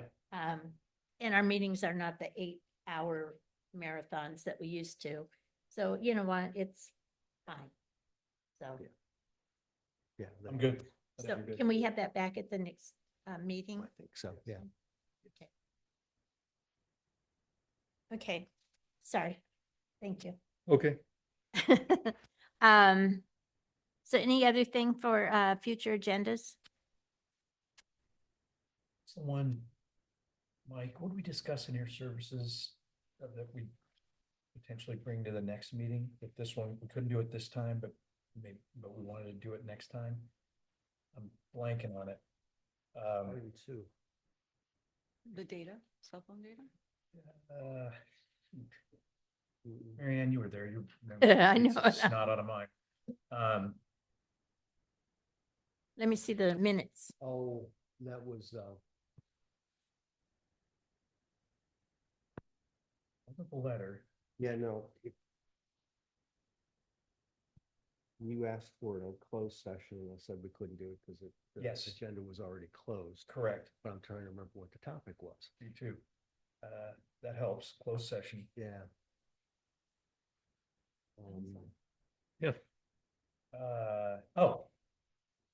Yeah. The way ahead with the property, the rejiggering of the property. Oh, yeah. de-annexation. De-annexation, thank you. De-annexation. Yeah, good. That's my only suggestion for next month. Yeah. Okay. We can bring that back at a closed session for next month. Yeah, we talked about that at the lease committee, I think, not. Oh, that's why Marianne, I'm like, I can't believe Marianne doesn't remember. It was lease No, committee. it was lease committee. We My talked note about that in closed my mind. detail. Sorry, it was lease committee. Yes. Okay. That's all They I got. did say, Kate did say that they were doing a review of all city boundaries. You would think that would be an No, it's opportunity. City services. Okay. It's all city, like, and where they might have consolidation, kind of like Monterey's done with fire with people, and like we've done with Delray Oaks with police, but they're just looking at all cities and how they might cut their costs and work with each other. So, yeah. Okay, so we are at the end, I believe, of everything. So we are adjourned. Awesome. 11:25. Nice work.